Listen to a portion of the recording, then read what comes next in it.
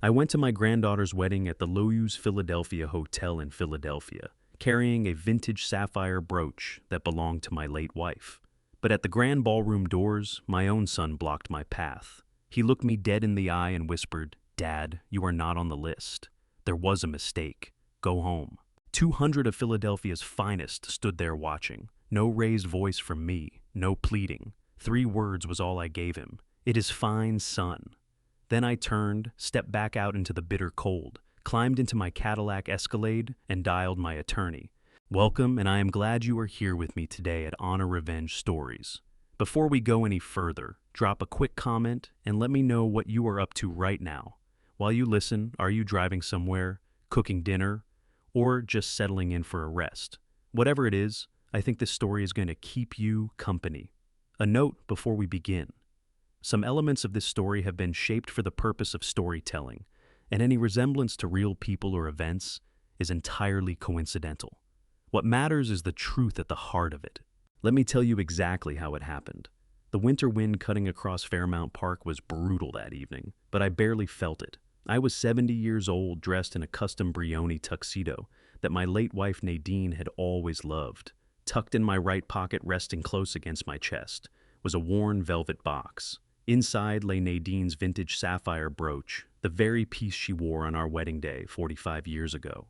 I had been saving it for this exact night to pin it on my granddaughter Presley before she walked down the aisle. I stepped out of my Cadillac Escalade and handed the keys to the valet, drawing in a long breath of the crisp December air. The Loews Philadelphia Hotel lobby was a symphony of warmth and elegance. Soft string quartet music drifted through the air, weaving through the low murmur of wealthy conversations and the clinking of crystal glasses. I moved toward the grand ballroom with a deep swelling sense of pride. 40 years I had spent turning Hargrove Global Supply from a single rusted delivery truck into a global logistics empire. My youth, my sleep, and countless weekends, all of it sacrificed so that my family would never know what it felt like to go without. Tonight was meant to be the reward for every one of those years. I was going to watch my granddaughter marry the man she loved, at a celebration I had paid for in its entirety. As I drew closer to the carved mahogany ballroom doors, the corridor was heavy with the scent of imported white orchids. I smiled, recognizing the flowers.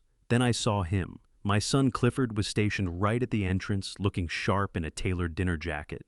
For a split second, my heart lifted. I assumed he was there to welcome me, to take my arm and lead me to the family table. I raised my hand to wave, but as the distance closed between us, the smile faded from my face. Clifford's posture was rigid. His jaw was locked, his eyes flicking nervously toward the guests inside, and there was not a trace of warmth in them. He moved squarely into my path, his broad shoulders filling the doorway and blocking both doors entirely. "Dad," he whispered, his voice low and strained. "What are you doing here?" The question knocked me sideways.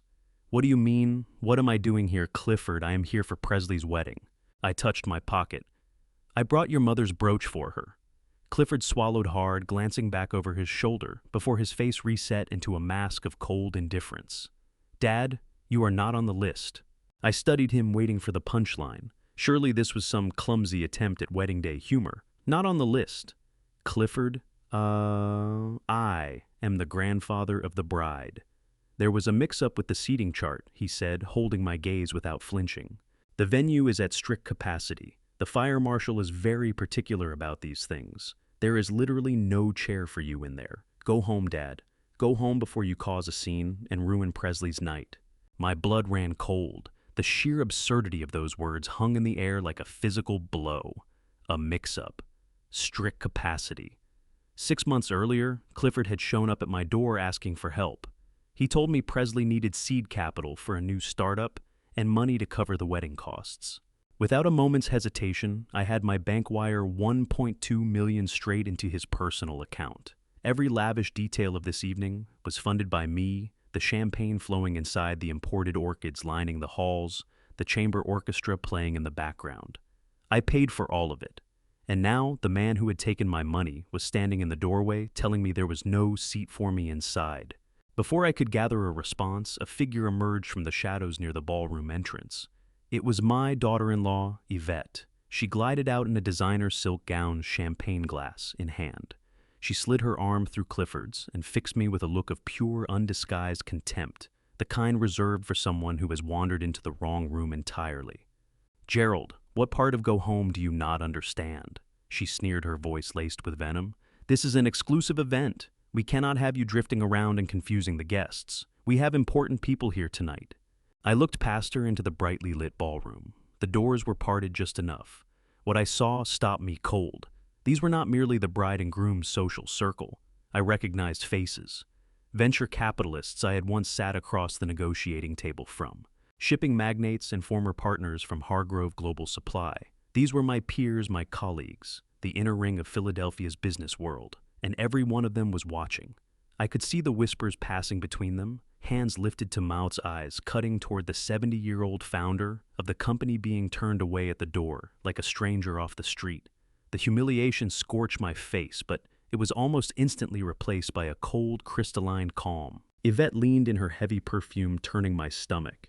"Security is standing right over there, Gerald. If you do not turn around and walk out right now, I will have them remove you. Do not test me." Another man might have exploded. Another man might have shoved past them, demanded to see his granddaughter, made the kind of scene that would have burned the evening to the ground. But 4 decades in the corporate arena had taught me that a tantrum only confirms whatever story your enemies have already told about you. I looked at Yvette, at the diamonds hanging from her ears, bought with my money. Then I looked at Clifford, the son I had hoisted onto my shoulders, the boy I had given everything to build a life for. He wouldn't meet my eyes. His gaze dropped to the polished marble floor.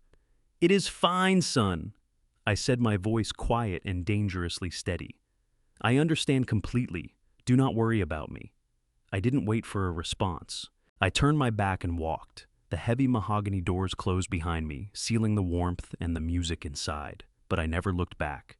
My footsteps rang out across the stone lobby floor. The valet looked startled to see me reappear so soon, but he moved quickly to bring my car around. When I stepped out into the freezing Philadelphia night, the cold air struck my face like ice water and sharpened everything.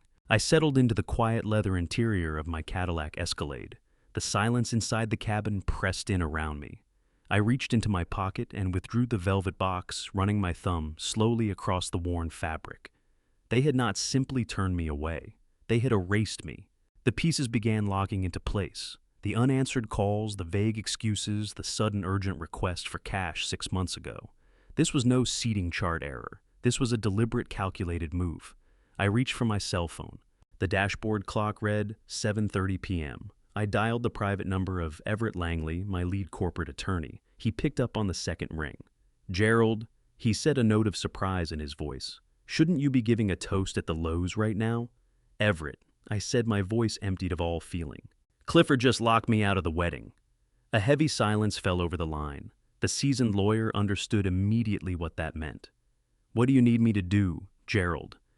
"Trigger the winter protocol." I told him, my eyes fixed on the glowing facade of the hotel through the tinted glass. "Freeze everything, the accounts, the corporate access. I want every dollar tied to that boy locked down before sunrise." "Consider it done," Everett replied, a dangerous edge sharpening his voice.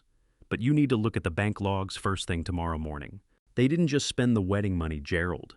They've been reaching into the corporate vault." I ended the call and let my head fall back against the seat.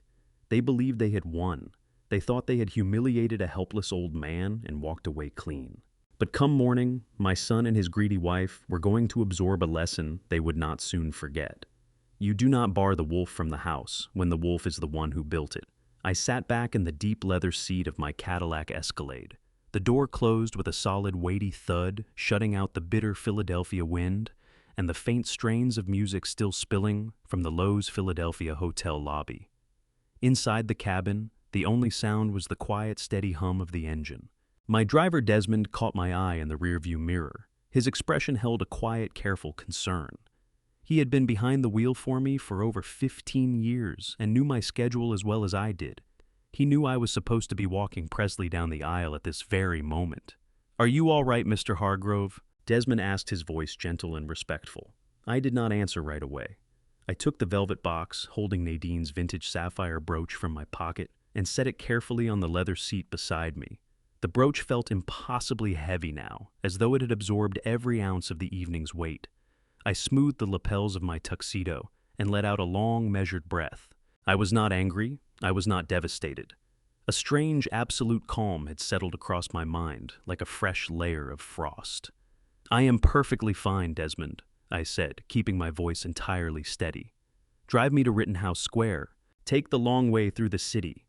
"Right away, sir," he replied, easing the car into gear and pulling smoothly away from the curb. I watched the glowing facade of the hotel shrink in the side mirror. My son and my daughter-in-law were inside that golden box, drinking expensive champagne, bought with my money-holding court among the city's elite, while they left me out in the cold. It was a flawless execution of disrespect, but it was not an emotional outburst. It was a calculated test. As the car moved through the lit corridors of downtown Philadelphia, I studied the towering glass skyscrapers anchoring the financial district. 4 decades of my life had gone into conquering this city. Growing Hargrove Global Supply from a single rusting delivery truck into a multi-million-dollar international logistics empire had nothing to do with luck. It demanded 40 years of ruthless negotiation, sleepless nights, and an iron refusal to quit. I surrendered my own youth so that my family would never feel the suffocating grip of the poverty I had grown up inside. I remembered the early years Nadine and I crowded into a cramped one-bedroom apartment. I remembered pulling back-to-back night shifts, loading pallets with my own bleeding hands while Clifford slept safely in his crib. I paid for his elite private schools, his Ivy League education, his sports cars, and his luxury vacations. I handed him a life sealed off from every hardship. I built a fortress of wealth around him, believing it would shape him into a strong, grounded man. Instead, it hollowed him out and sharpened his greed. Staring out at the harbor, lights shimmering on the dark water, I arrived at the bitter truth. What happened at those ballroom doors was not some sudden confusion over a seating chart or a fire marshal's head count. Yvette's sneering face and Clifford's refusal to hold my gaze told a far deeper story. They were probing the perimeter. They were rattling the fences to see whether the old man was finally too worn down, too tired, or too senile to push back. They had decided that losing Nadine had softened my spine. They assumed I would simply go home, cry quietly into my whiskey, and accept my quiet removal from the family's inner circle. They counted on my hatred of public scandal to keep me silent. They were right about the scandal. I have no appetite for theatrics in public, but they were dead wrong about my willingness to fold. You do not last 40 years in global shipping by turning the other cheek when someone puts a blade to your throat. I reached into my breast pocket and drew out my cell phone. Not a single tear fell. There was no room for grief when survival demanded your full attention.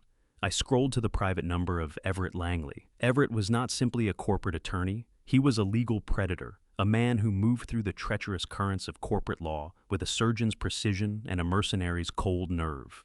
He had served as my closest advisor for 2 decades. The phone rang exactly twice before he picked up. "Gerald," Everett said, his deep voice carrying genuine surprise. "I was planning to hear from you tomorrow. Shouldn't you be delivering the patriarch's speech at the reception right now?" I kept my gaze on the passing streetlights. Everett Clifford locked me out of the wedding. He stopped me at the doors and said I was not on the list. The silence on the other end was total. Everett understood the precise power dynamics inside my family. He knew the scale of the financial contributions I had recently made to sustain Clifford's lifestyle and fund Presley's supposed business ventures. He grasped immediately that this was an act of war. "I see," Everett said at last, his tone shifting from easy conversation to cold-focused precision. "What are your instructions?" "Gerald, trigger the winter protocol," I commanded. "Freeze everything." The winter protocol was a contingency plan we had drawn up years earlier during a particularly savage, hostile takeover attempt by a rival firm. It was engineered to sever all financial arteries at once.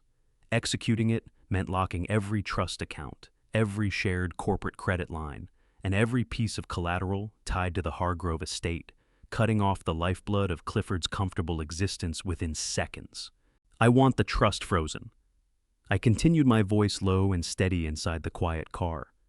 "I want the shared company cards killed. I want the escrow account where I deposited the $1.2 million placed under an immediate administrative lock. If he tries to buy a pack of gum tomorrow morning, I want his card declined. He wants me out of his life. He can start by paying for his own." I could hear the rapid clicking of a keyboard on Everett's end. Even on a Saturday night, he was already at his home office desk and ready to move. "Consider it done, Gerald," Everett said. "I am submitting the electronic freeze requests to the primary financial institutions right now. The blackout will be fully in place before midnight. I will draft the notices." But he did not hang up. I heard him draw a slow, heavy breath. "Gerald," he said, his voice dropping an octave. "While I have the banking portal open, I am looking at the transaction logs for the primary corporate holding accounts." He paused. "The protocol is active, but you need to come to my office tomorrow morning. You need to see these bank logs yourself. They did not just spend the wedding money, Gerald. They have been digging deep into the main corporate vault. We need to move now before sunrise." I ended the call and instructed Desmond to pull up to my Rittenhouse Square residence. The wrought iron gates swung open in silence, welcoming me back into a home that suddenly felt too vast and too empty. I climbed out of the car, thanked Desmond for his steadiness, and passed through the heavy oak front doors. The house lay in darkness, lit only by the pale moonlight pressing through the tall windows. I did not reach for the lights. I walked straight down the hall and into my home office.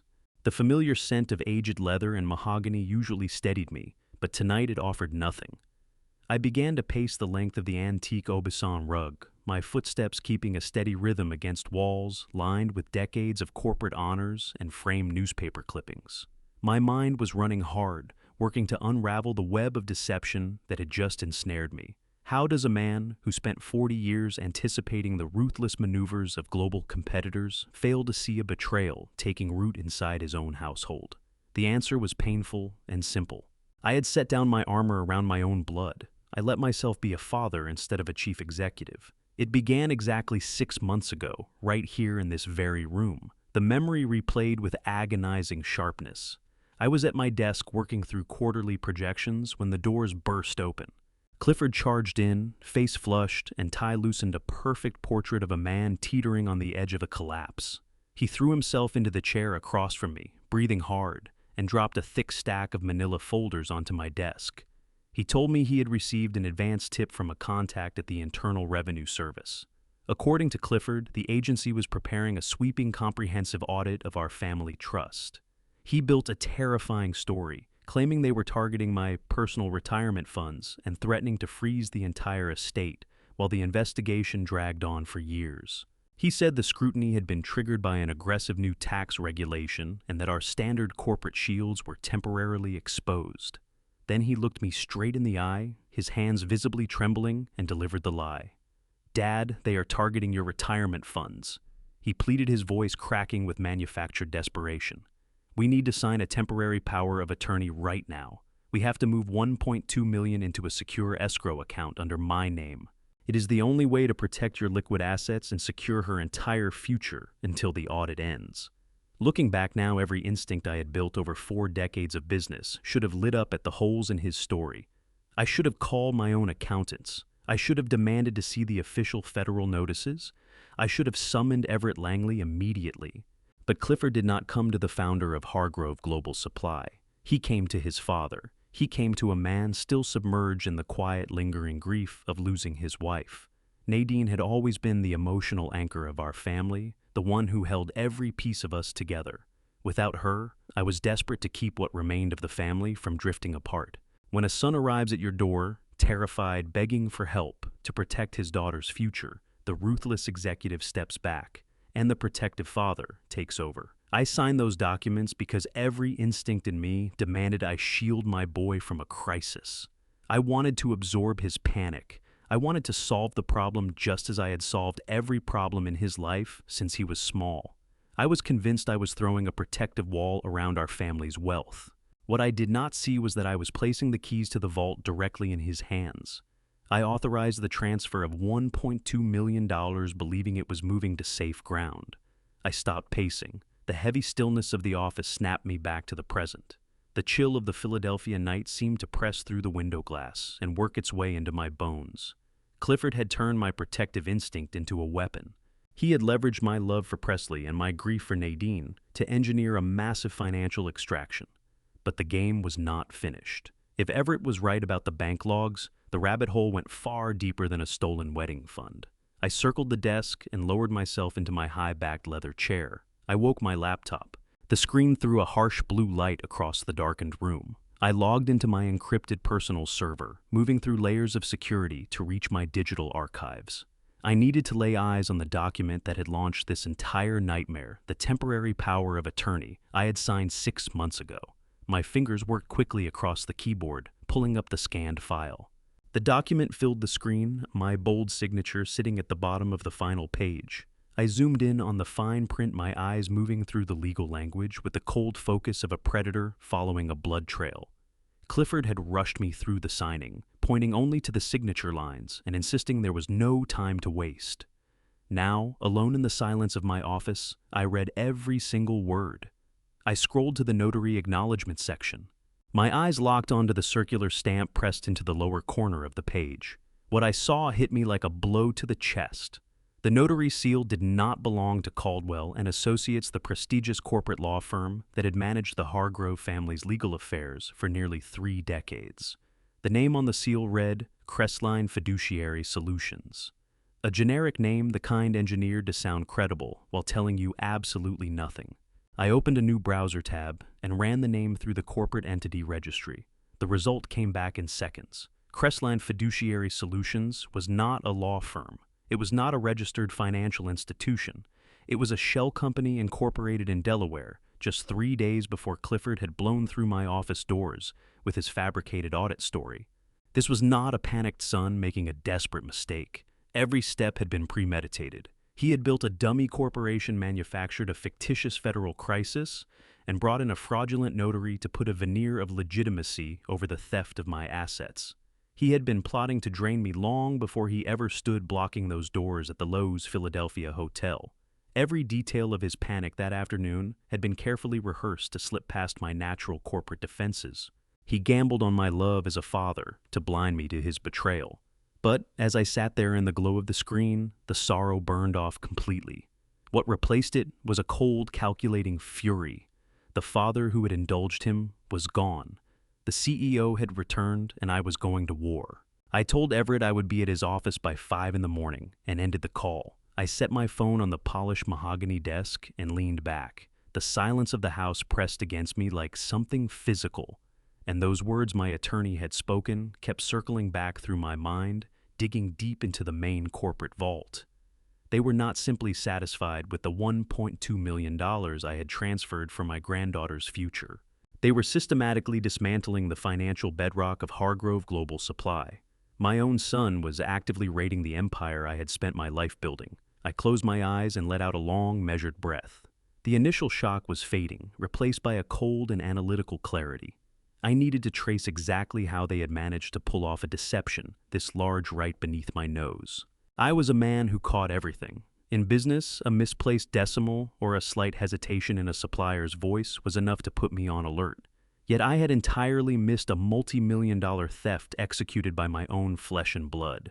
How had they kept me so completely in the dark? I opened my eyes and looked at the framed photograph of Nadine sitting on the corner of my desk. Her warm, steady smile looked back at me. There was the answer. They had used her. They had weaponized my grief and my age to build a perfect psychological cage around me. The emotional manipulation was more insidious than anything they had done to my finances.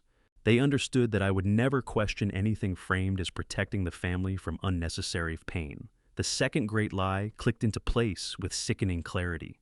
My mind went back to a Tuesday afternoon exactly 3 months ago. The wedding was supposed to be closing in fast, but the house was completely quiet. No updates had reached me, no catering decisions, no venue deposits, no guest list drafts. A man who spent his career managing complex global supply chains finds silence like that instinctively wrong. I had called Clifford that morning and asked him to arrange a meeting with the wedding planner. I wanted to go over the arrangements and make certain Presley was receiving the absolute best. Clifford had sounded vaguely flustered on the phone, offering a thin excuse about the planner being unavailable.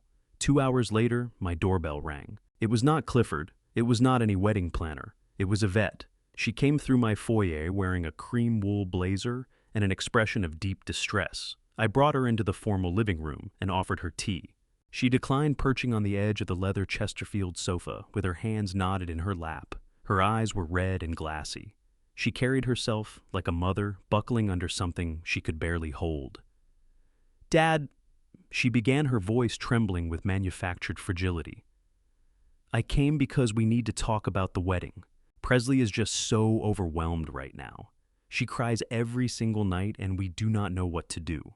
I had leaned forward at once, my protective instincts firing. I asked what was wrong, assuming a vendor issue or trouble with the bridal party. Yvette exhaled in a long, shaky breath and produced a single perfect tear that tracked slowly down her cheek. It was a masterful performance. She does not want a massive spectacle, Dad, Yvette said, dabbing at her eye. She is terrified of the stress. All these grand plans and expectations are making her completely unravel. She broke down crying last night. She told us she only wants a small dinner, 20 people backyard, immediate family, and close friends. Nothing formal, nothing overwhelming. I had sat back, genuinely caught off guard by the sudden reversal. I told Yvette I had already committed significant funds to give Presley the kind of celebration she deserved. I suggested we bring in more staff so Presley would not have to manage a single detail herself, but Yvette shook her head, reaching across to lay her hand over mine. It is not only about Presley, she said softly, her voice falling to a sympathetic murmur. Dad, we are so worried about you. You have been exhausted lately. Losing Nadine took such an enormous toll on your heart. A grand society wedding with hundreds of guests would be too much for you to carry. We cannot bear to put your health at risk over a party. Presley wants it small because she wants you comfortable and present. We just want to keep you safe. Tonight, sitting in my dark office, I turned those poison words over in my mind. They had wrapped their betrayal in a shroud of counterfeit devotion. They had used the devastating loss of my wife to sell me the story that I was a fragile, diminished old man who needed to be sheltered from the world. They preyed on my deepest fears. Since Nadine passed, I had carried a dull, persistent heaviness that made everything feel harder to bear. Yvette had taken that natural grief and bent it into a portrait of physical and mental decline. She had me convinced that my own granddaughter was scaling back her dreams out of genuine worry for my declining health. The way I had responded that afternoon 3 months earlier now felt like a blade turning slowly in my ribs. I had swallowed the lie whole. I had patted Yvette's hand and told her not to give it another thought. I said that if Presley wanted a quiet dinner for 20 people in someone's backyard, that was exactly what she would have. I promised to step back entirely, to stop asking about the planning, to let them handle the small, intimate gathering without any pressure from the family patriarch. I gave them total, unconditional room to move. I handed them the shadows they needed to operate completely free of my scrutiny. I wrote the check and walked away, believing I was being a generous, understanding father. The psychological warfare was brilliant. By persuading me that I was too old and too emotionally fragile to be involved, they neutralized my oversight completely. I stopped asking questions. I stopped requesting receipts. I stopped reaching out to vendors. I sat alone in my quiet house, grieving my wife and bracing for a modest backyard gathering. Meanwhile, they were channeling my money into an extravagant high society gala. They used my self-imposed isolation to strip the family wealth bare while smiling in my face and insisting they were protecting my delicate heart. The anger moving through me now was something different from the shock I had felt at the hotel doors. This was a deep, sustained fury, the righteous wrath of a man who understands that his compassion has been mocked and his life's work has been looted by the very people he trusted most. I pushed back from my desk and crossed to the tall windows looking out over the moonlit cobblestone streets of Rittenhouse Square. The scaffolding of their elaborate scheme was collapsing piece by piece. The timeline was unmistakable. They extracted the $1.2 million under the cover of a fabricated federal audit scare. Then they dispatched Yvette to sell me the story about the tiny 20-person dinner, making certain I would never come close enough to inspect the actual preparations. They constructed a massive wall of deception to keep me locked out. For months, I had been picturing a simple backyard evening, paper plates, string lights, easy conversation. I had even gone out and bought a new casual suit to match the relaxed atmosphere they had described so convincingly. I had drafted a heartfelt speech about the beauty of intimate family moments and the quiet power of simple love. I had trusted them completely to honor that. I believed they were shielding a young woman from the suffocating pressure of a grand public event. I genuinely thought they were being good parents. Instead, they were using her most sacred day as a massive financial smokescreen for their own corporate plundering. They took the purity of her marriage and stained it with their relentless greed. Every smile they turned on me was a precisely calculated distraction. Every sympathetic hand on my shoulder was a deliberate misdirection designed to keep me blind to what they were actually doing and where it was all heading. But one burning question still hung in the still air of my office, gnawing persistently at the edges of my thinking and demanding an answer. I kept turning the events of the evening over, trying to reconcile what I knew with what I had seen. I had just come from the Loews Philadelphia Hotel in downtown Philadelphia. I had stood in front of those heavy grand ballroom doors. I had seen hundreds of wealthy guests moving beneath enormous crystal chandeliers. I had caught the scent of thousands of dollars worth of imported floral arrangements. I had witnessed a spectacle of pure opulence funded entirely by money stolen from me. I looked at my own reflection in the dark window glass, my jaw set hard. If this wedding was truly meant to be a quiet 20-person backyard dinner planned to protect my fragile health, then why had I just been turned away from a 200-guest black-tie gala at one of Philadelphia's finest hotels? The answer to that question dragged a second far darker realization into the room with it. As I sat in the dim light of my office, my mind began moving back through the months. I had been tracking the financial manipulation, the forged documents, the missing $1.2 million. But a far more painful detail suddenly seized my chest. When had I last actually spoken directly to my granddaughter? I searched my recent memory for the sound of Presley's voice. What I found turned my stomach. It had been nearly 3 full months since she and I had spoken directly. Every attempt I made to reach her had been smoothly intercepted. Whenever I called Presley's cell, it would ring out and drop to voicemail. Within minutes of leaving a message, my phone would ring Yvette on the other end, excuse already prepared. "Dad, Presley is so sorry she missed you," Yvette would say, her voice soaked in manufactured warmth. "She is in Europe for a startup retreat. The time difference is brutal, and she is in back-to-back meetings." A few weeks on, when I tried again, Yvette answered Presley's phone directly. "Gerald, I am just holding her phone for the week," she explained. "Presley is doing a complete digital detox. The wedding planning was causing her so much anxiety that her therapist recommended she step away from screens entirely. We are just trying to keep her stress levels manageable." I accepted every one of those explanations without a second thought. I respected the lines they drew because I believed they were genuinely looking after her well-being. I wanted her to build her business without the weight of her grandfather's expectations pressing down on her. I thought I was giving her the room she needed to grow. What I was actually doing was letting them seal me inside a box. They had engineered a total communication blackout. By feeding me one plausible story after another, Clifford and Yvette severed my only direct connection to the person I loved most. They isolated me completely, making sure Presley and I could never speak freely and never accidentally stumble onto the deception being run in the background. It was a classic corporate quarantine, executed without a flaw. But I was not entirely without resources. I may be 70 years old, but 4 decades running a global logistics operation had given me a firm command of digital intelligence. If they had built a digital wall to keep me out, I only needed to find a back door. I leaned in and pulled the laptop toward me. I opened a private browser window. I knew Presley was highly active on social media, chronicling her path as an entrepreneur. I typed in her handle and pressed enter. Instead of her photo grid, a blank profile page appeared bearing a simple padlock icon. They had blocked my personal accounts from her page to enforce the quarantine. I did not let that slow me down. I opened a new tab and navigated to a generic email provider. In under 5 minutes, I had created a completely anonymous email address. I used it to register a brand new untraceable profile on the same platform. I chose a random landscape photograph and entered a fictitious name, a burner account, a ghost in the machine, but all the leverage I needed to slip past their digital barricade. I typed Presley's handle into the search field of my anonymous account and hit the icon. This time the firewall crumbled. Her page loaded immediately, laying out a chronological record of her life. The first thing I noticed was the location tags. No cobblestone streets of Europe. No startup retreats in far-off cities. Every photograph was geotagged right here in the Philadelphia area. I clicked on a post from 6 weeks earlier, around the time Yvette had sworn Presley was somewhere across the Atlantic. The image showed my granddaughter beaming outside a popular cafe in Chestnut Hill coffee cup, in hand the familiar brick facades unmistakable in the background. The caption read, "Loving the autumn vibes in the city today."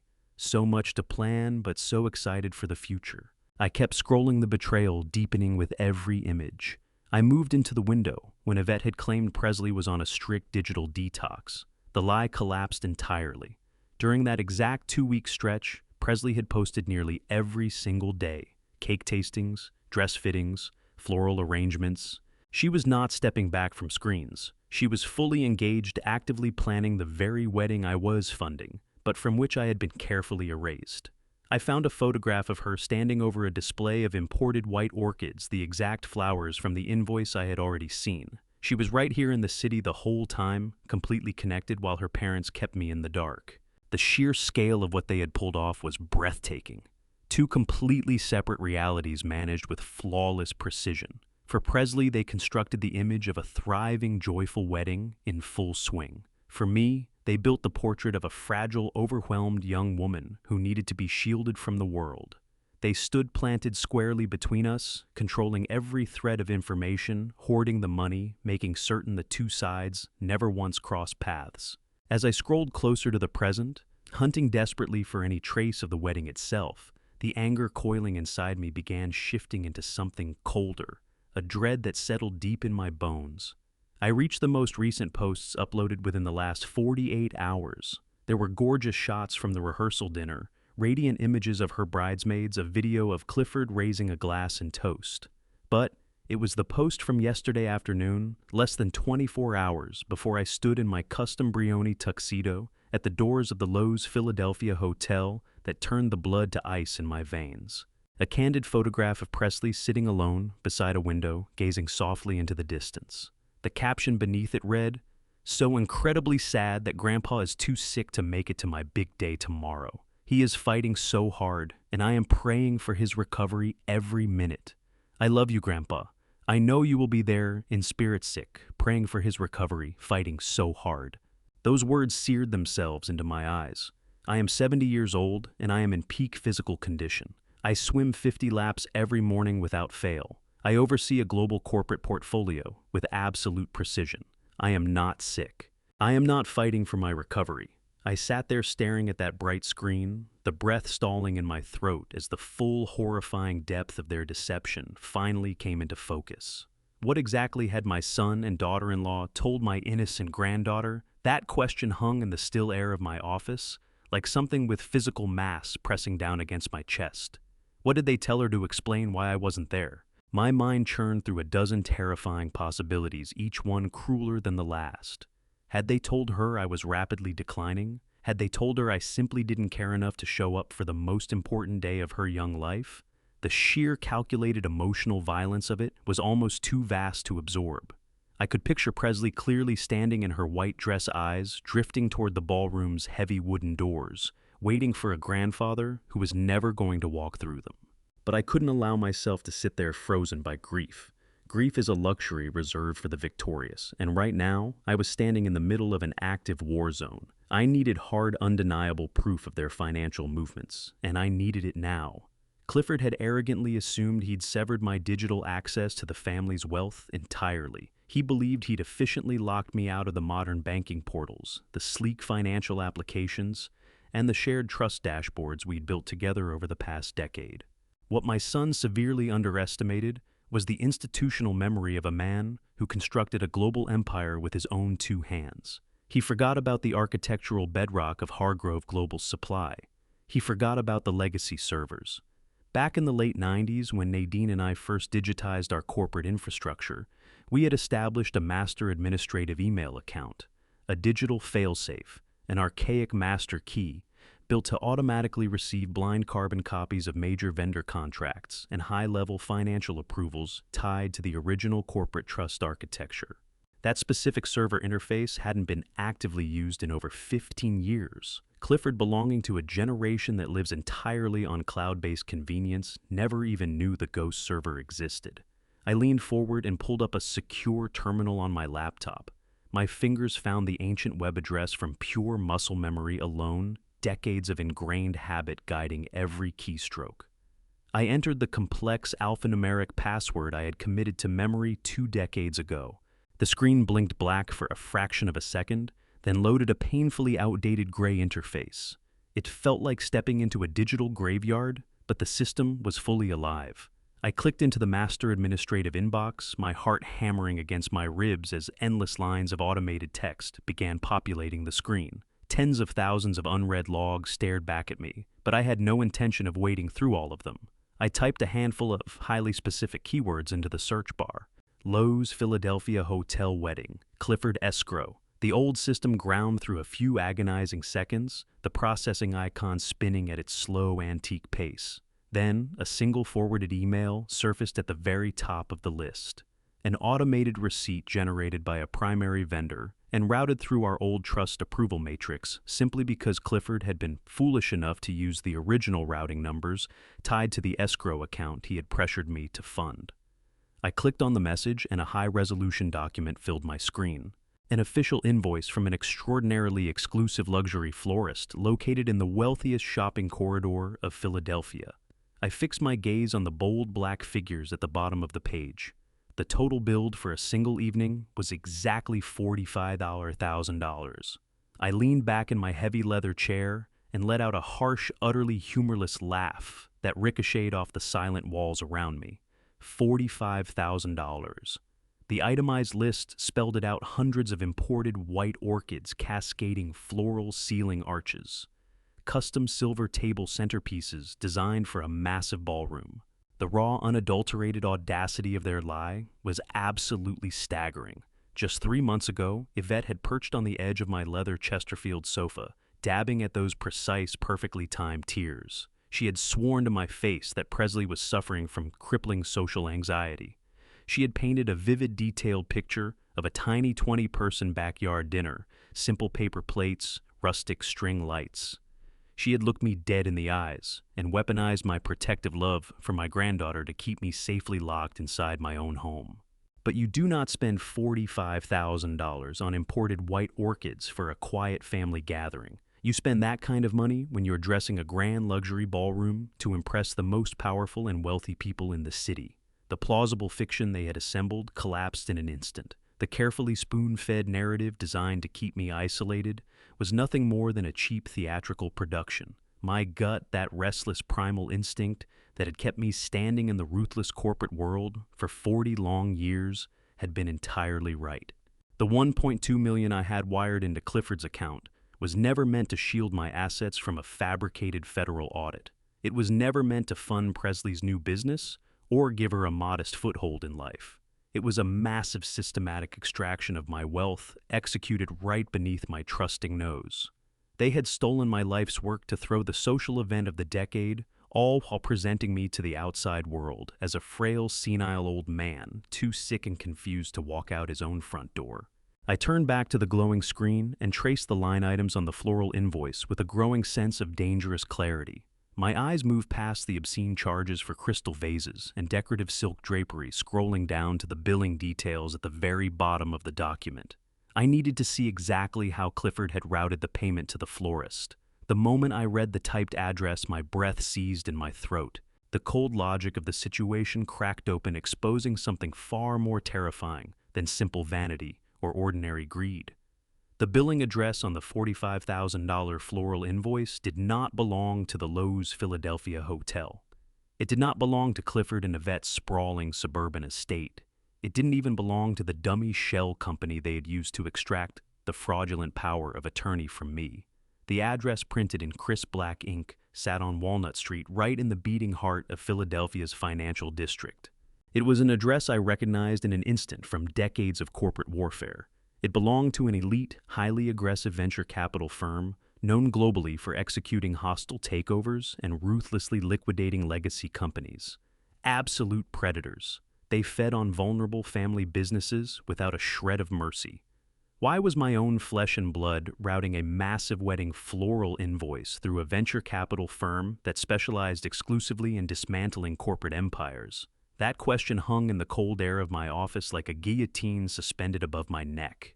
Venture capital firms of that nature do not concern themselves with imported orchids or luxury weddings. They concern themselves with hostile takeovers, with liquidating assets and dismantling legacy companies brick by brick.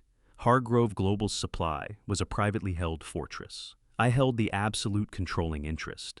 There was only one way a predatory firm could ever get its hands on my company. They would need the controlling shareholder to voluntarily step aside, or they would need him declared legally incompetent to manage his own affairs. That single terrifying thought was the master key that cracked open a deeply unsettling memory from just 2 weeks prior. The pieces of their sinister puzzle began slamming together in my mind with brutal force. I leaned back from the glowing laptop screen as the memory surged over me so vivid and chilling, it drove my pulse hard against my temples. 2 weeks ago, Clifford had come to the house under the pretense of a routine Sunday morning coffee. Yvette was with him, hovering close, with that same cloying manufactured concern she had wielded so effectively. They settled me down at the kitchen island, and Clifford laid his hand over mine. He wore an expression of profound, agonizing worry on his face. He told me that he and Yvette had been watching me carefully since Nadine passed away. He claimed I was repeating myself mid-conversation. He said I was leaving doors unlocked, losing track of minor details on corporate accounts, and drifting off into blank stares for hours at a stretch. He drew the portrait of a man rapidly losing his grip on reality. I pushed back hard. I told them I was perfectly fine, tired, grieving nothing more. But Yvette had cut in her voice, trembling with that signature counterfeit emotion. She told me they had already taken the liberty of scheduling a comprehensive cognitive evaluation at Penn Medicine Hospital of the University of Pennsylvania. She framed it as a simple routine checkup just to give the whole family some peace of mind ahead of the wedding. They made it clear they would not accept a refusal. They cornered me with their fabricated love, making me feel like a stubborn, aging burden if I dared push back. So I went. I sat in the sterile, brightly lit examination room at Penn Medicine, while a highly respected neurologist put me through a battery of extensive cognitive tests. I answered memory prompts, worked through complex spatial reasoning puzzles, and described my daily routine in granular detail. Clifford and Yvette waited out in the corridor, supposedly wringing their hands with dread over my deteriorating mental state. After nearly 2 hours of rigorous testing, the neurologist smiled warmly and handed me my file. He told me my cognitive function was completely flawless. He said my mind was as sharp as a man half my age, and my memory retention sat in the highest possible percentile. He assured me there was absolutely zero evidence of dementia, Alzheimer's, or any form of cognitive decline whatsoever. A massive wave of relief rolled through me. I thanked the doctor, gathered my coat, and stepped out into the corridor to share the good news with my son and daughter-in-law. I expected tears of joy. I expected a tight embrace and a long exhale of collective relief from the family that had claimed to be so desperately worried about me. But as I came through the examination room door, I didn't immediately call out to them. Their reflections caught my eye in the heavy glass panel of the adjacent clinic. They were standing near the elevator, bank heads together, whispering in furious, urgent bursts. They hadn't noticed me approach. I watched their faces in that reflection, and what I saw chilled me to my absolute core. There was no relief on Clifford's face. There was pure, undisguised fury. His jaw was clamped so tight the muscles stood out along his cheekbones. His face flushed a deep, angry red. Yvette had her hand clenched around his arm, her eyes wide with naked panic. She was shaking her head in rapid, frantic movements, her mouth forming words I couldn't hear through the glass. They looked like two people whose carefully constructed plan had just been catastrophically derailed. The moment I pushed the door open and announced my perfect bill of health, their faces rearranged themselves in an instant. The fury disappeared, replaced by tight, painfully forced smiles and hollow words of congratulation. At the time, I had written their strange reaction off as residual stress. I convinced myself they were simply wrung out from the emotional weight of the hospital visit. But sitting here tonight, armed with everything I now knew, the dummy corporation, the stolen wedding funds, the venture capital firm's involvement, the truth was blindingly clear. Why would a son be furious to learn his 70-year-old father doesn't have dementia? Why would a daughter-in-law panic at the news of my perfect cognitive health? Because they needed me to be sick. They desperately needed that doctor to declare me mentally unfit. Had I failed that cognitive exam, Clifford would have used the fraudulent power of attorney he'd tricked me into signing to seize immediate total control of Hargrove Global Supply. He would have used a medical diagnosis to bypass the board of directors entirely and hand the keys to my empire directly to the venture capital firm on Walnut Street. The $1.2 million was just the opening payment for their corporate treason. The fake backyard dinner was engineered to keep me sealed away while they put the finishing touches on their hostile takeover behind my back. They were working to erase me medically, legally, completely. My hands were trembling not from fear, but from a towering and righteous rage. I pulled my attention back to the laptop. If they were willing to go to such extreme lengths to manufacture a diagnosis, they wouldn't have abandoned the effort after one failed hospital visit. They would have hunted for another angle, another crack in my history to exploit. I opened a fresh browser tab and navigated directly to the secure patient portal for my primary healthcare provider. I typed in my credentials, cleared the two-factor authentication on my phone, and pulled up my private medical dashboard. The portal held decades of my medical history, including the intensive grief counseling sessions I had attended in the raw weeks after Nadine died. Those sessions were deeply confidential, documenting my most vulnerable moments of grief and depression. I moved away from the main health summary and clicked on the Security and Access Log tab at the bottom of the screen. The system produced a detailed record of every instance my medical files had been accessed, requested, or viewed. I scrolled past my own recent login and the authorized access stamps from my primary care physician. Then my eyes snagged on a cluster of unauthorized activity from 3 days ago. 3 distinct aggressive attempts to breach the security firewall and download my complete psychiatric evaluation records. The system had blocked each one and logged the point of origin. I highlighted the numeric IP address listed beside the failed attempts and ran it through a basic network tracing tool. The physical location tied to that address appeared on the screen in bright red text. It didn't come from a hospital. It didn't come from an insurance company. It came from the residential network hub registered to Clifford and Yvette's sprawling suburban home. The digital footprint glowing back at me from the monitor was the final absolute confirmation I required. My own son and daughter-in-law had not merely stolen my money, they were actively working to steal my sovereignty. They were methodically constructing a false paper trail to strip me of my rights and my freedom. I sat in the silence of my office as the darkness outside began softening toward morning. I felt no fatigue. My adrenaline ran cold and precise, a calculated fuel. Decades ago, when a corporate rival tried to bankrupt me, I didn't answer with rage. I let them believe they were winning, while I quietly bought their supply chain out from under them. I needed that same strategy now. A direct confrontation wasn't an option. If they sensed I knew about their conspiracy, they would accelerate their timeline without hesitation. They had already proven they were capable of engineering a crisis from nothing. I needed to hand them a false sense of total victory, so they would lower their guard completely. I walked into the adjoining bathroom and ran cold water over my face. Staring into the mirror, I rehearsed the posture of the fragile man they so desperately needed me to be. I let my shoulders cave inward. I softened my eyes, letting a vacant, lost expression drift across my features. I cleared my throat and worked it until my voice came out raspy and thin. I was 70, and though I swim 50 laps every morning without fail, I knew how to wear frailty like a coat. I walked back to the office and picked up my phone. It was past 8 in the morning. Clifford and Yvette would be stirring with champagne hangovers, basking in the warm glow of their stolen triumph.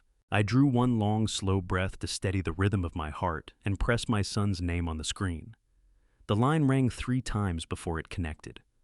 "Hello," Clifford answered, voice thick with sleep and edged with caution. He was bracing for an angry confrontation about the doors of the Lowe's Philadelphia hotel. I didn't give him the chance to play defense.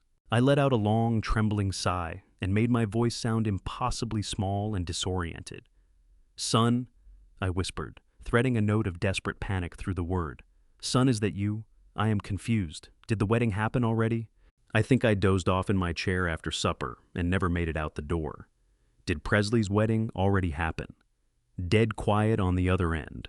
Not the kind of silence that means nothing, the kind that means someone is rapidly recalculating. He had rehearsed for combat. He had steeled himself for a volcanic confrontation about locked ballroom doors and turned away guests. What he got instead was a bewildered, senile old man who had no memory of even trying to leave. I clenched my jaw and willed my voice into something fractured and small. "I'm so sorry, Clifford." I let the words come out broken, drenched in shame. I pressed my suit and everything. I just couldn't keep my eyes open. My thinking has been so muddled. Please tell me I didn't spoil Presley's little backyard gathering. The fight dissolved out of Clifford's voice the moment he decided I was helpless. What flooded in to replace it was something worse, a warm, dripping condescension, the voice of a man talking down to someone he has already defeated. "Oh, Dad," he breathed, patient as a kindergarten teacher.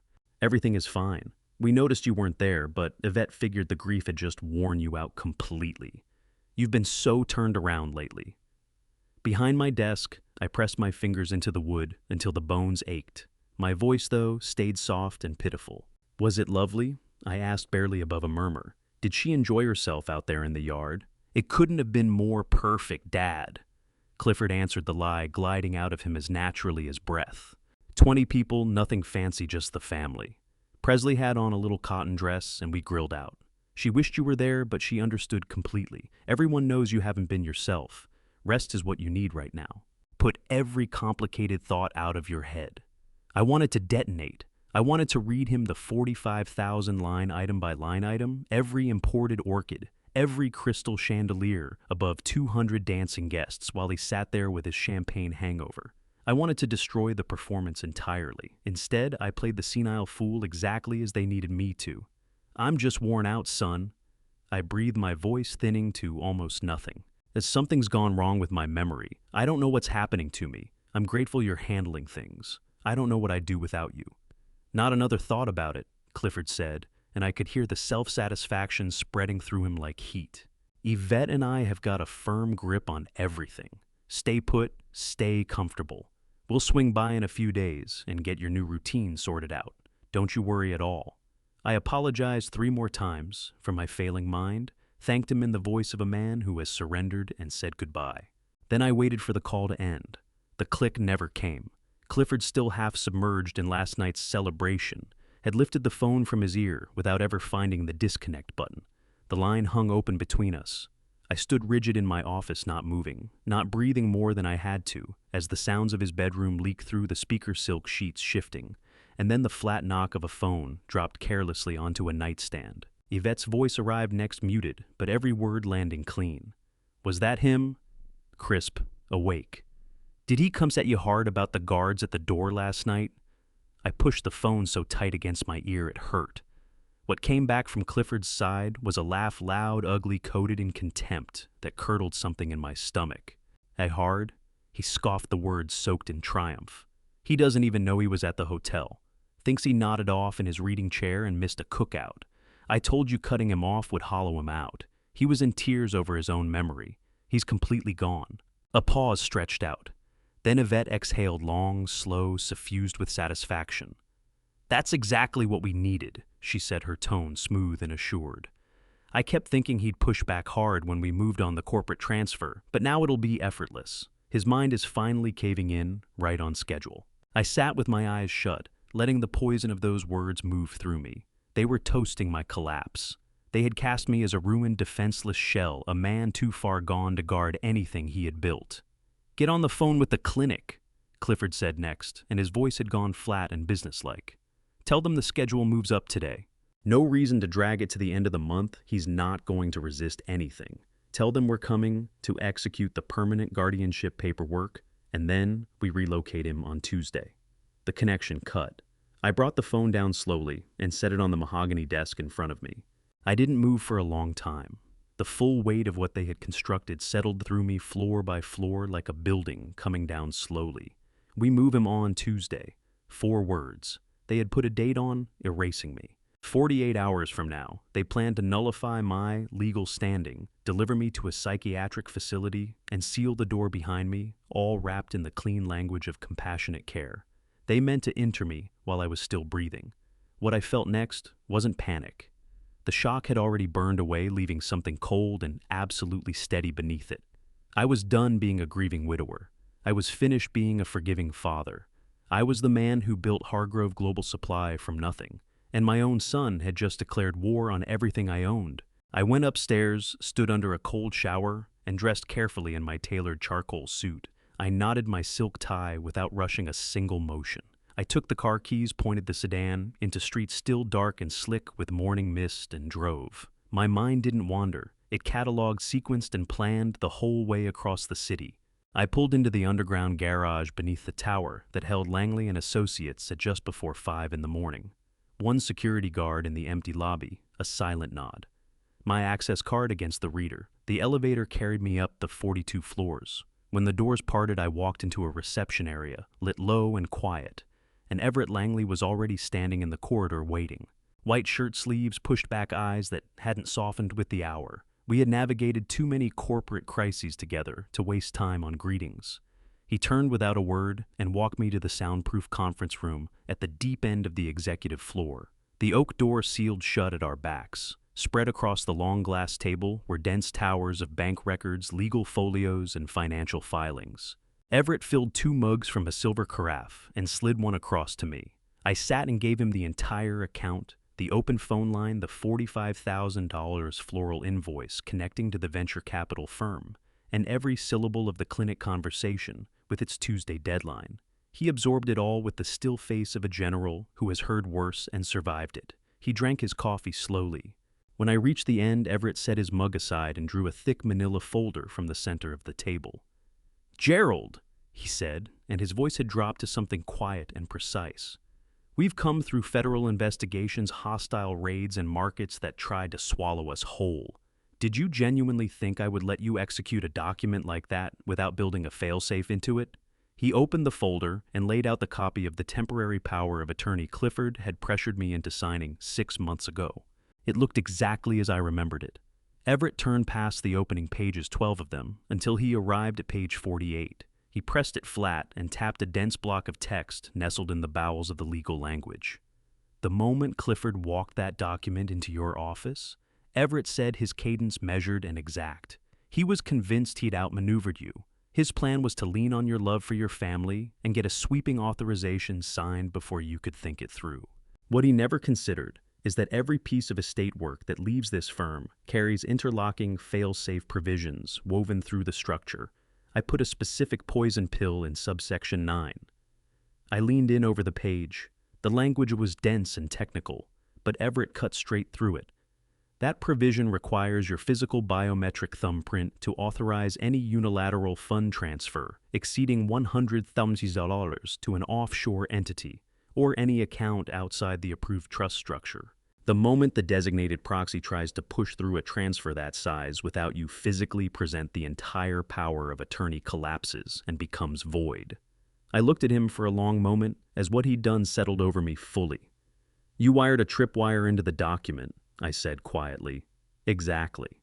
A slow predatory smile moved across Everett's face. "It's a silent alarm. The instant Clifford moved to transfer the $1.2 million, the banking system flagged the transaction. It let the transfer appear to process on the surface, giving him every reason to believe he'd won, but underneath it, triggered a total administrative freeze across every asset tied to his name. The trap closed the second his finger hit that button. He thinks he's won," I said, the cold reality of it settling over me like a stone. "He believes he can have me declared incompetent by Tuesday because he's convinced the document still has teeth." Everett nodded. "He is operating inside a completely false picture. The document is void. He holds zero legal authority over your health, your estate, or your shares in the company. He cannot have you transferred to any clinic, and he cannot touch a single share. The power of attorney destroyed itself the moment he reached for the money. We handed him enough rope, and he ran straight for the gallows." We sat there a moment without speaking. My son had walked directly into a snare of his own building, too blinded by arrogance to see it closing around him. He had spent 6 months savoring what he believed was a clean and finished theft, all while standing directly on top of a financial landmine.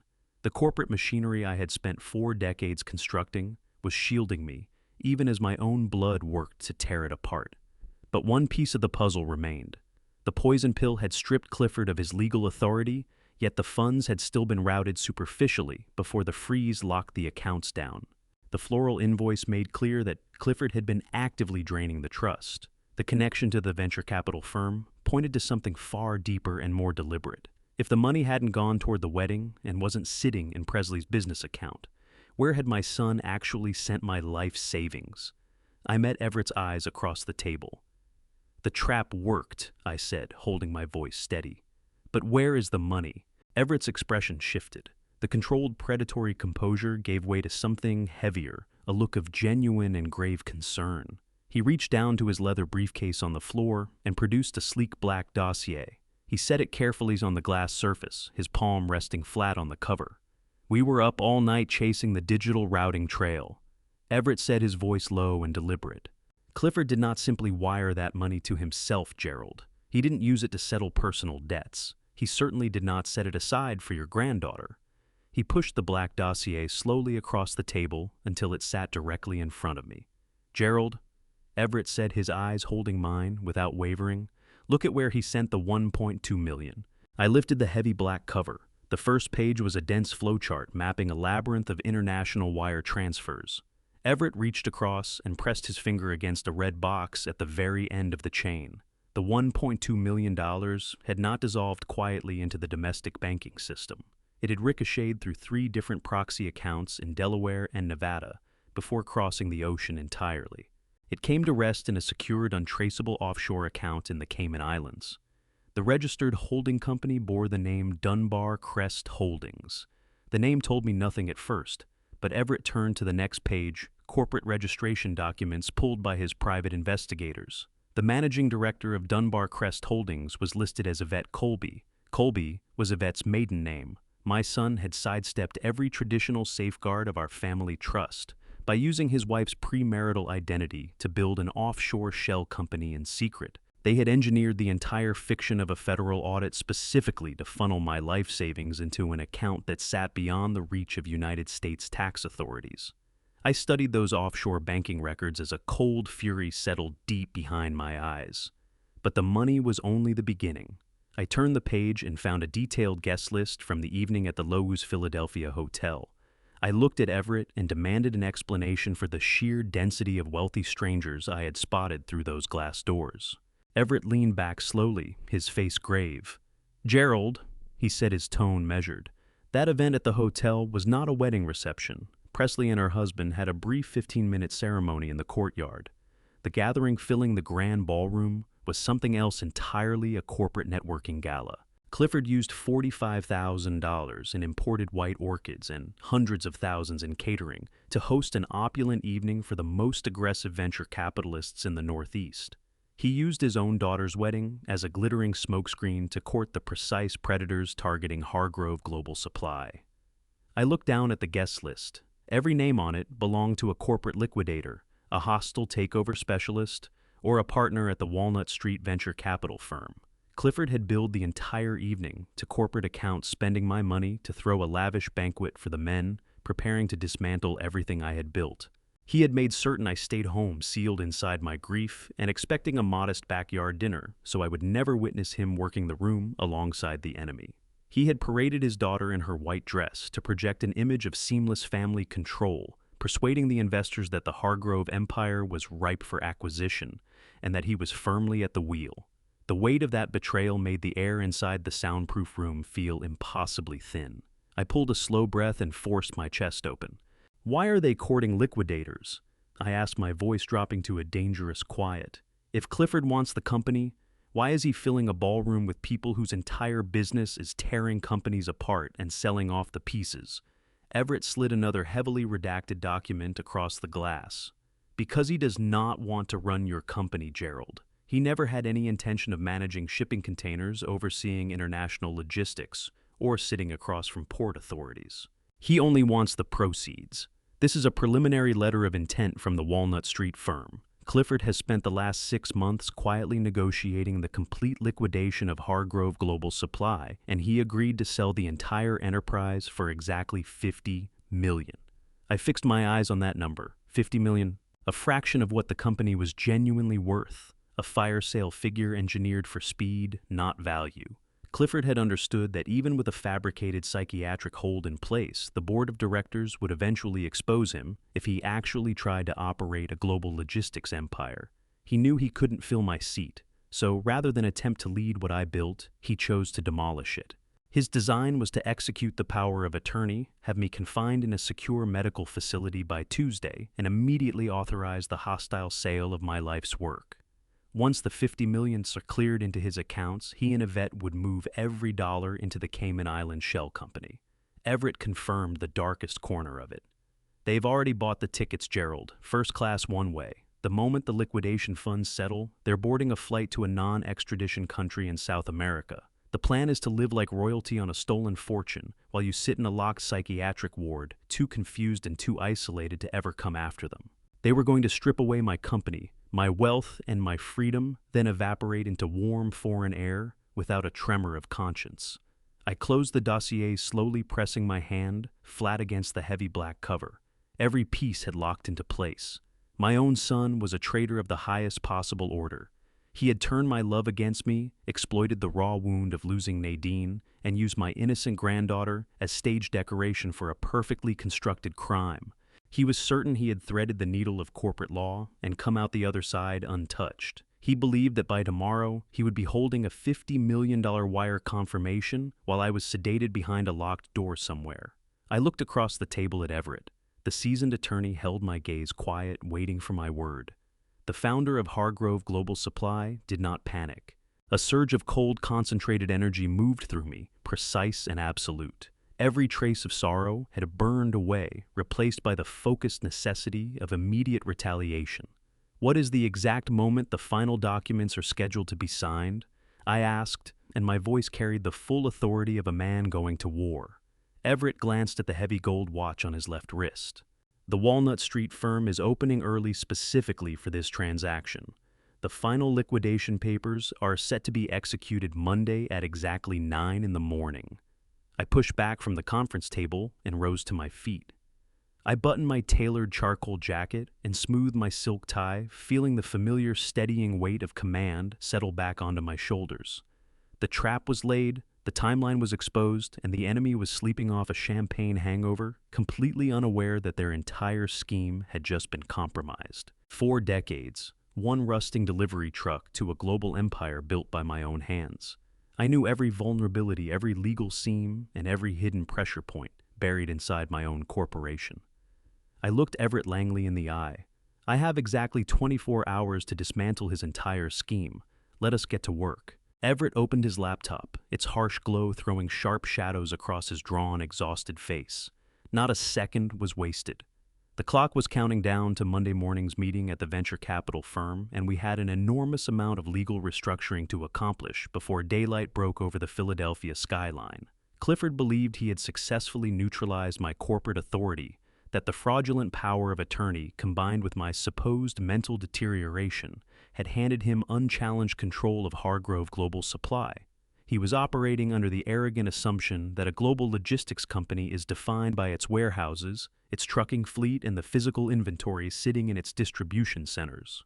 But Clifford had never taken the time to understand the true underlying architecture of what I had constructed. He was a man of surface appearances, thoroughly blinded by the visible and the tangible. The real unassailable value of Hargrove Global Supply did not live in the steel shipping containers or the international distribution hubs scattered around the globe. The genuine $50 million valuation rested entirely on our proprietary routing algorithms, our highly customized supply chain management software, and a tightly guarded portfolio of international logistics patents. Those digital assets were the invisible nervous system powering the entire operation with flawless, continuous precision. Strip that software away, and the delivery trucks sit idle. The automated warehouses lock up, and the international shipping routes collapse into irreversible chaos. Years ago, when I first saw the digital revolution bearing down on the global shipping industry, I made a quiet and decisive legal move. I separated the intellectual property from the primary corporate structure entirely. Every algorithm, every line of proprietary code, and every core patent was registered under a tightly restricted founder designation, held exclusively by me. Clifford had gone to those predatory liquidators on Walnut Street, convinced he was selling them a fully operational gold mine. He had promised them the keys to a kingdom he had never actually owned. He had no idea that I retained absolute unchallengeable authority to revoke the licensing rights to the essential operating software at any moment of my choosing. I was about to turn his $50 million prize into an empty, worthless shell. "Everett," I said, my voice stripped of all emotion, "draft the immediate transfer protocols. I want every patent, every registered copyright, and all proprietary logistics software pulled completely out from under the Hargrove Global Supply corporate structure right now." "Where are we moving them?" Everett asked, his fingers already moving across the keyboard with a focused, practiced speed. Into a brand new, fully insulated holding entity, I answered, my eyes fixed on the dark city beyond the glass. Register it immediately in Delaware. The name is Summit Crest Holdings. It goes solely into my name, no external beneficiaries, no proxy access of any kind. Not a single person touches these digital assets without my physical signature. Everett gave one nod and turned back to his glowing screen, beginning the execution.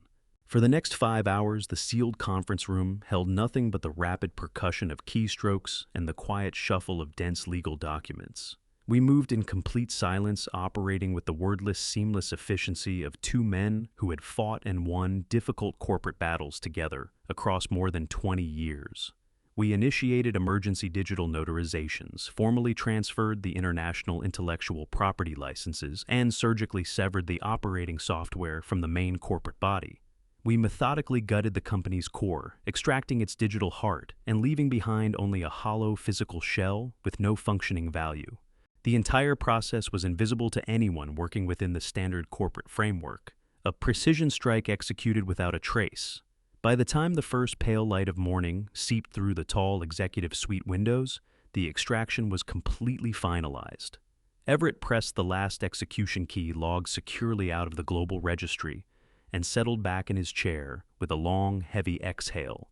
"It is done, Gerald," he said, the words landing quietly in the stillness. "That Summit Crest Holdings is live, fully registered, and completely impenetrable. Every piece of proprietary routing software and every logistics patent is locked under your exclusive legal control. Hargrove Global Supply has been officially stripped of its intellectual property. If Clifford attempts to close that corporate sale Monday morning, what he will be selling is an empty box. The venture capital firm will run their final due diligence, find the software licenses have disappeared overnight, and the entire $50 million acquisition will detonate on the spot. They will tear him apart the moment they realize he tried to sell them a company with no operating engine." I sat looking at the towers of transfer documents stacked across the polished glass table. A deep, icy satisfaction settled into my chest, easing the weight that had pressed there through the long night. The financial blockade was airtight. The corporate defense was solid. The lifeblood of my life's work was protected, shielded from my own treacherous son.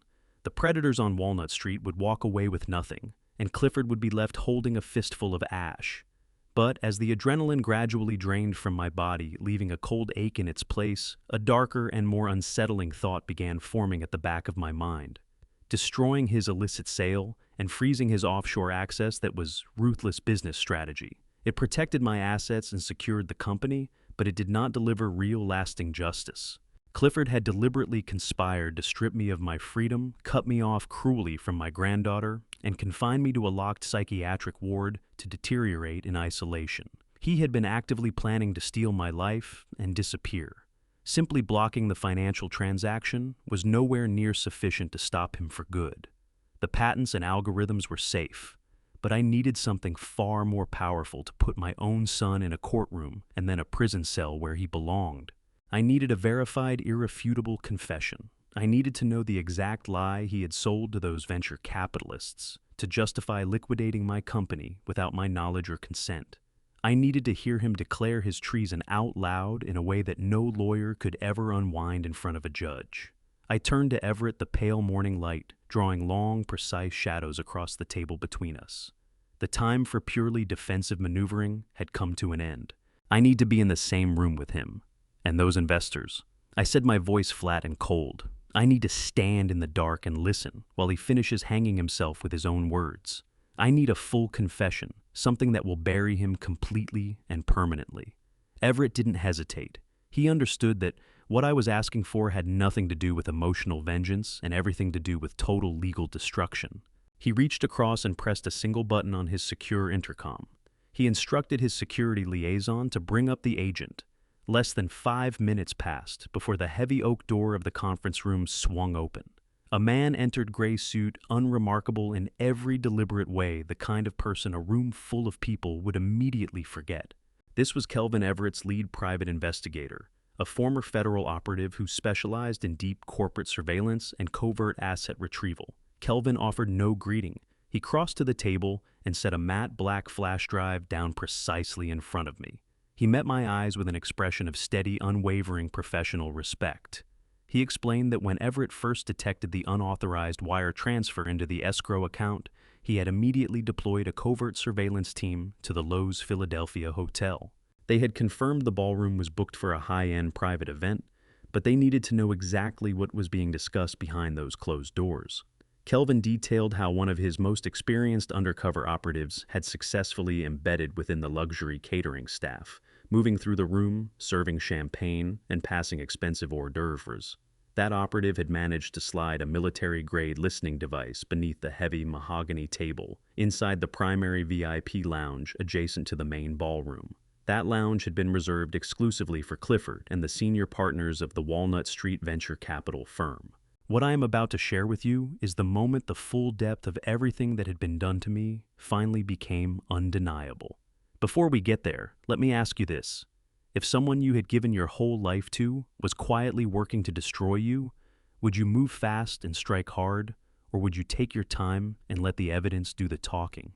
What lived on that encrypted flash drive was a raw, completely unedited audio record of a private premature victory party held before the sale had even closed. I lifted the small black device off the table with deliberate slowness. The thing sat in my shaking hand with an unnatural density dense as a bar of lead, as though the weight of my family's destruction had been compressed into something I could hold. I expressed my gratitude to Everett and Kelvin for the precision of their work, then stepped out of the law firm into a morning sky just beginning to burn at the edges. The drive home to my sprawling, deathly quiet estate passed in silence. I pulled through the gate and into a house that felt enormous in its emptiness. Every room was a hollow reminder of what Nadine and I had constructed together over a lifetime, and of how thoroughly my son had decided to burn it down. I went straight to the wood-paneled study, drew the heavy double doors shut, and stood there in the near dark. I had no interest in flipping a light switch. Whatever pale wash came through the thick velvet curtains was enough. I moved toward the antique crystal decanter sitting on the side table and reached for a glass. My hands did not shake as I measured out a generous pour of aged single malt scotch into a heavy glass tumbler, steadier than they had any right to be. I stood in the dim room, staring down at the amber surface of the liquid, gathering myself.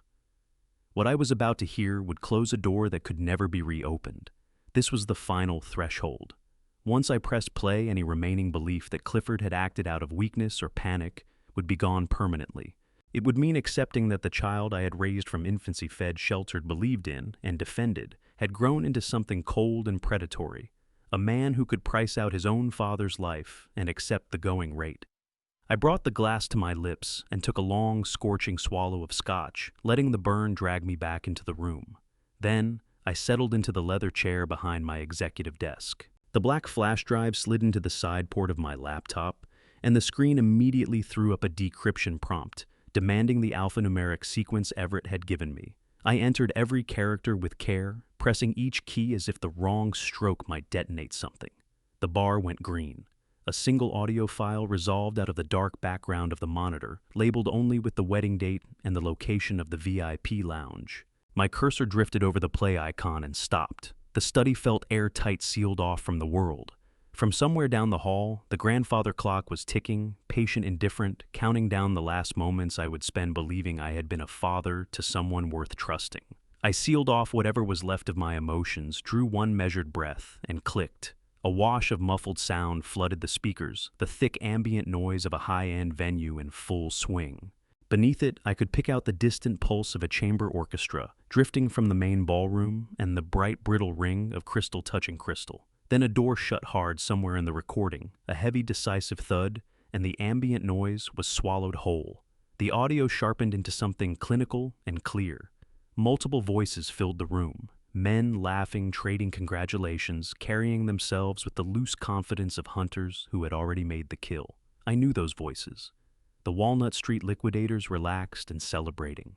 They were raising glasses to the speed of the deal, talking over one another about the profit architecture they'd unlock once they started dismantling Hargrove Global Supply piece by piece. And then Clifford's voice came through. It traveled out of the laptop speakers and into the dark study with a clarity that felt almost violent. He was at ease, completely obscenely at ease, flush with the kind of pride that lives in a man who believes he has already won. He thanked the partners, assured the room that whatever legal resistance remained would be cleared away by Tuesday morning. Then the lead venture capitalist spoke over him, direct, transactional, wanting a straight answer. How specifically was Clifford handling my removal from the corporate structure on a permanent basis? I had the scotch glass in a white-knuckle grip.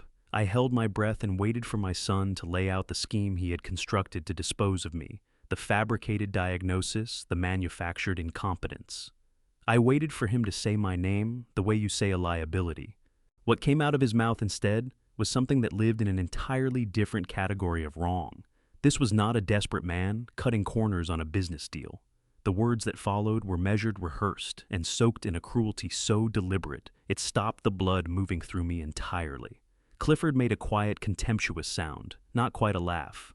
"You do not need to worry about the old man," he said, his voice falling into something low and mocking as he addressed the investors. "He is completely and utterly neutralized. I have been slowly adjusting his daily blood pressure medication for the past 3 months. Nothing immediately lethal, just enough to constantly cause severe disorientation, memory lapses, and chronic physical fatigue. The doctors think it is rapid onset dementia, but it is just chemical compliance. By the time I drop him off at the locked psychiatric ward on Tuesday, his mind will be so completely scrambled he will not even remember his own name, let alone the access codes to the primary corporate accounts. The entire global empire is finally officially ours, gentlemen." The recording rolled on, capturing each inflection, each breath, the precise texture of my son's certainty. He let the room sit with what he'd said, absorbing it, savoring the reaction, before pressing forward with the composure of a man closing the easiest deal of his career. "Gentlemen, the company is 100% mine," Clifford said, his voice barely containing its own satisfaction. "My father, Gerald, has late-stage Alzheimer's. He is completely unhinged. Next Tuesday I have a court order to commit him to a closed psychiatric ward. You can sign the buyout safely. The old man will be locked away in a padded room." Those words hit the silence of my study, the way a fist hits bone. All the air left my body at once. The heavy glass tumbler sat motionless in my grip, while my mind tried to catch up to what my ears had just delivered. The full enormity of the betrayal had crested, and it was unlike anything I had constructed in my worst imaginings. Clifford was not simply reaching into my accounts or engineering a hostile seizure of Hargrove Global Supply. He was reaching into the remainder of my life and planning to confiscate it. He wanted me stripped of every right, of every choice, deposited into an institution where no one would listen to a word I said.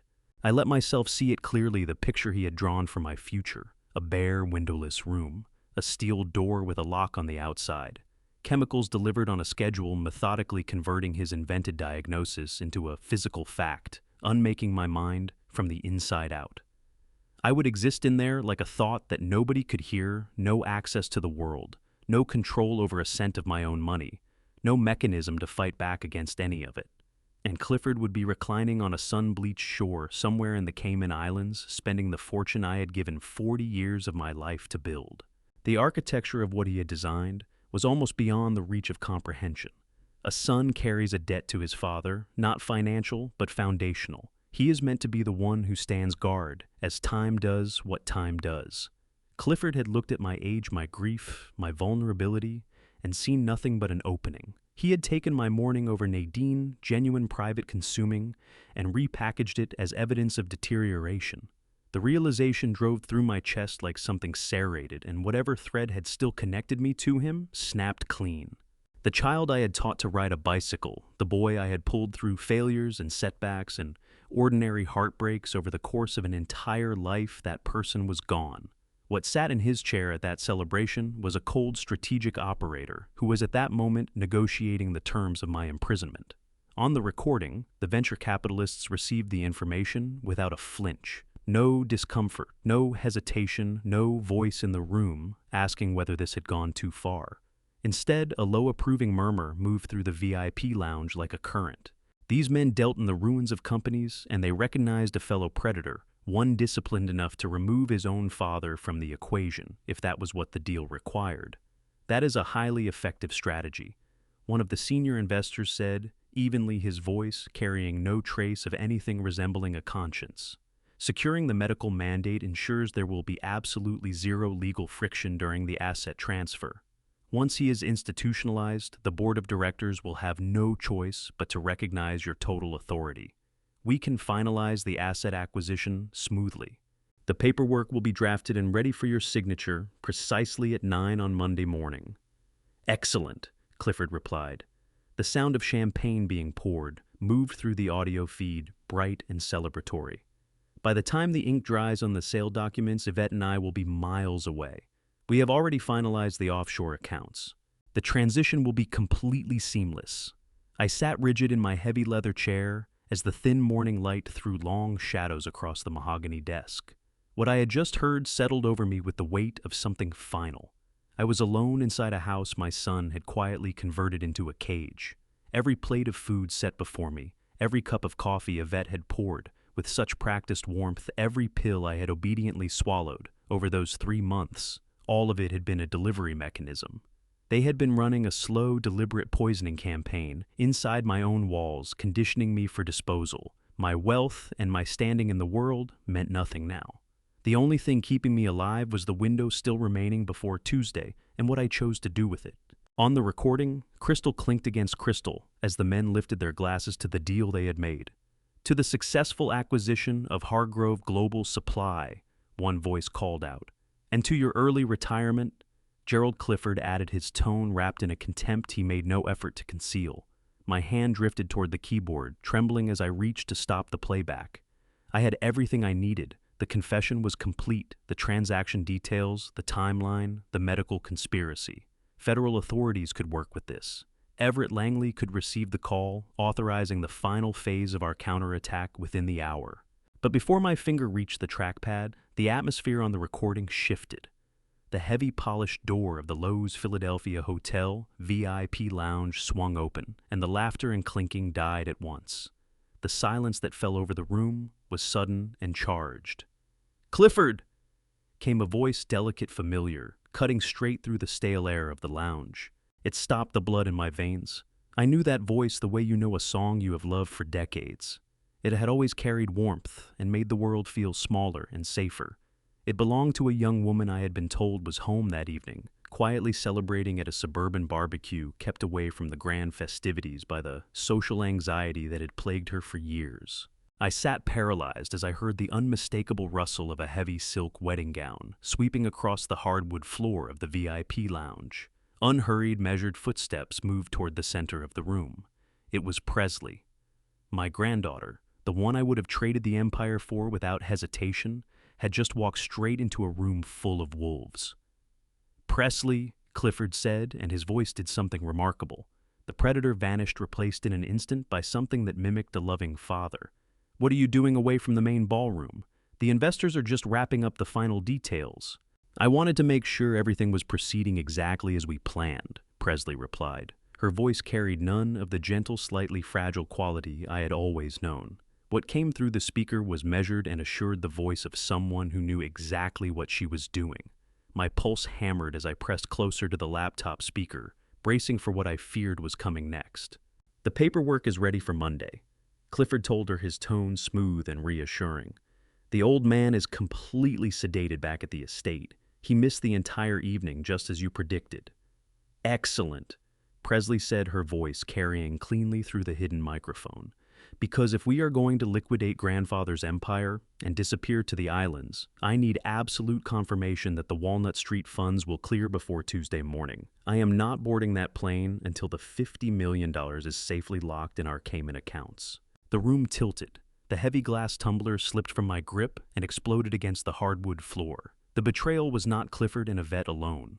It ran through the entire bloodline. My beloved granddaughter had been the architect all along, or so for one shattering second my mind told me.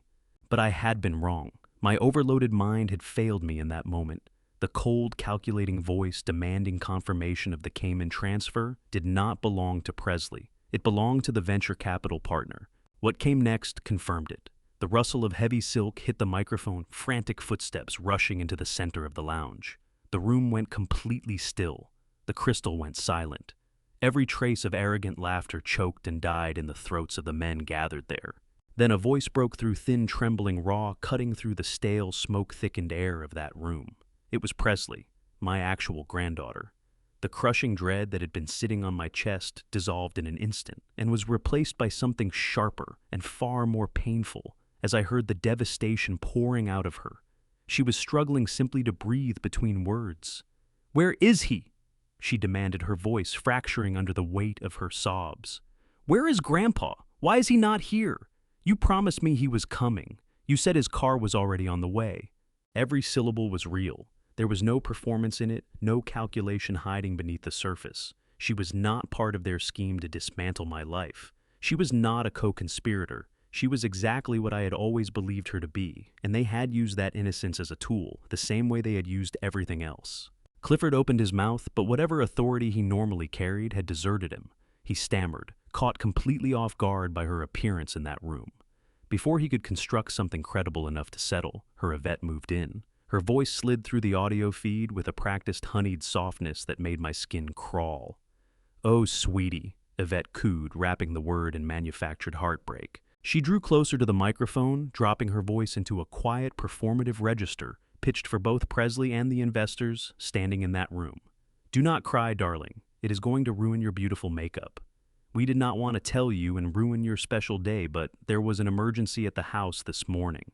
"What emergency?" Presley gasped, panic flooding her voice completely. "Is he okay? What happened to Grandpa?" Yvette delivered a flawless, measured sigh, the sound of a woman burdened by terrible news. "Grandpa had a medical episode this morning, sweetie," she said, her voice never wavering. "He suffered a mini stroke after breakfast. The doctors came to the house. He is stable now, but it was very bad. He is disoriented, darling. He does not recognize anyone, not even your father. He cannot walk on his own." "No."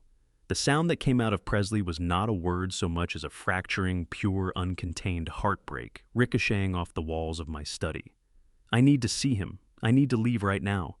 "You cannot leave," Clifford cut in, his voice snapping into something firm and urgent, desperate to keep the fiction standing. "He specifically asked us to keep you here. He told us he was far too ashamed of his physical condition. He could not bear the thought of his beautiful granddaughter seeing him strapped helplessly into a medical wheelchair on her wedding day. He begged us to let you celebrate without him. He said, to tell you he loves you more than anything in the world." I sat in my leather chair with my hands curled tight, the knuckles white. The calculated brutality of what they had built was staggering.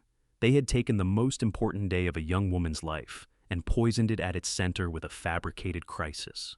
They had weaponized the love I carried for her, bent it into a lie, and used that lie to justify my absence.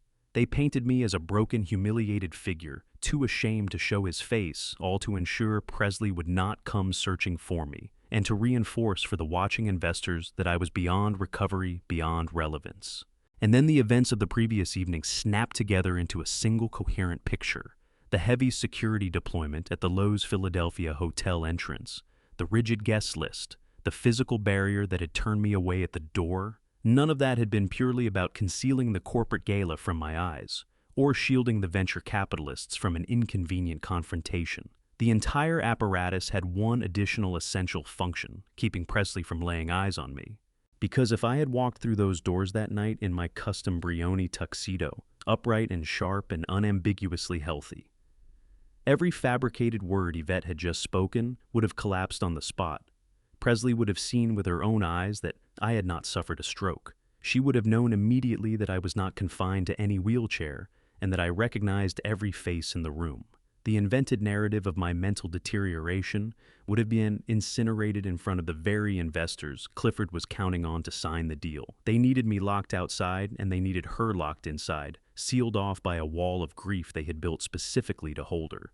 They were running a high-stakes psychological operation, using my granddaughter's genuine love for me as leverage to clear the final obstacles from the hostile takeover of Hargrove Global Supply. On the recording, Yvette continued to work on Presley's low, soothing fabrications delivered with practiced maternal warmth as she carefully guided her out of the VIP lounge and steered her back toward the main reception. The heavy wooden door clicked shut again, leaving Clifford alone with the silent investors. He let out a long, theatrical sigh of relief. "You see, gentlemen," Clifford said, his voice settling back into its familiar, self-satisfied register. "The family situation is tragic, but it is being handled. Now let us return to the precise terms of the liquidation."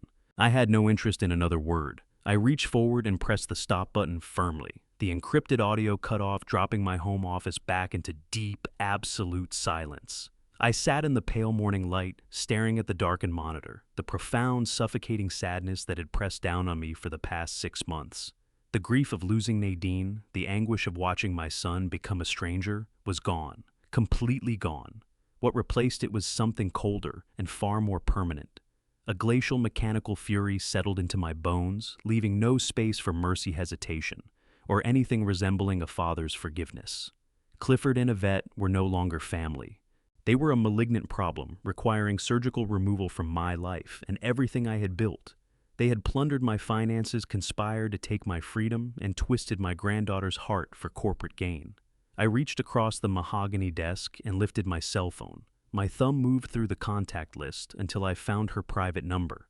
The Walnut Street venture capital firm expected to execute the final acquisition paperwork on Monday morning.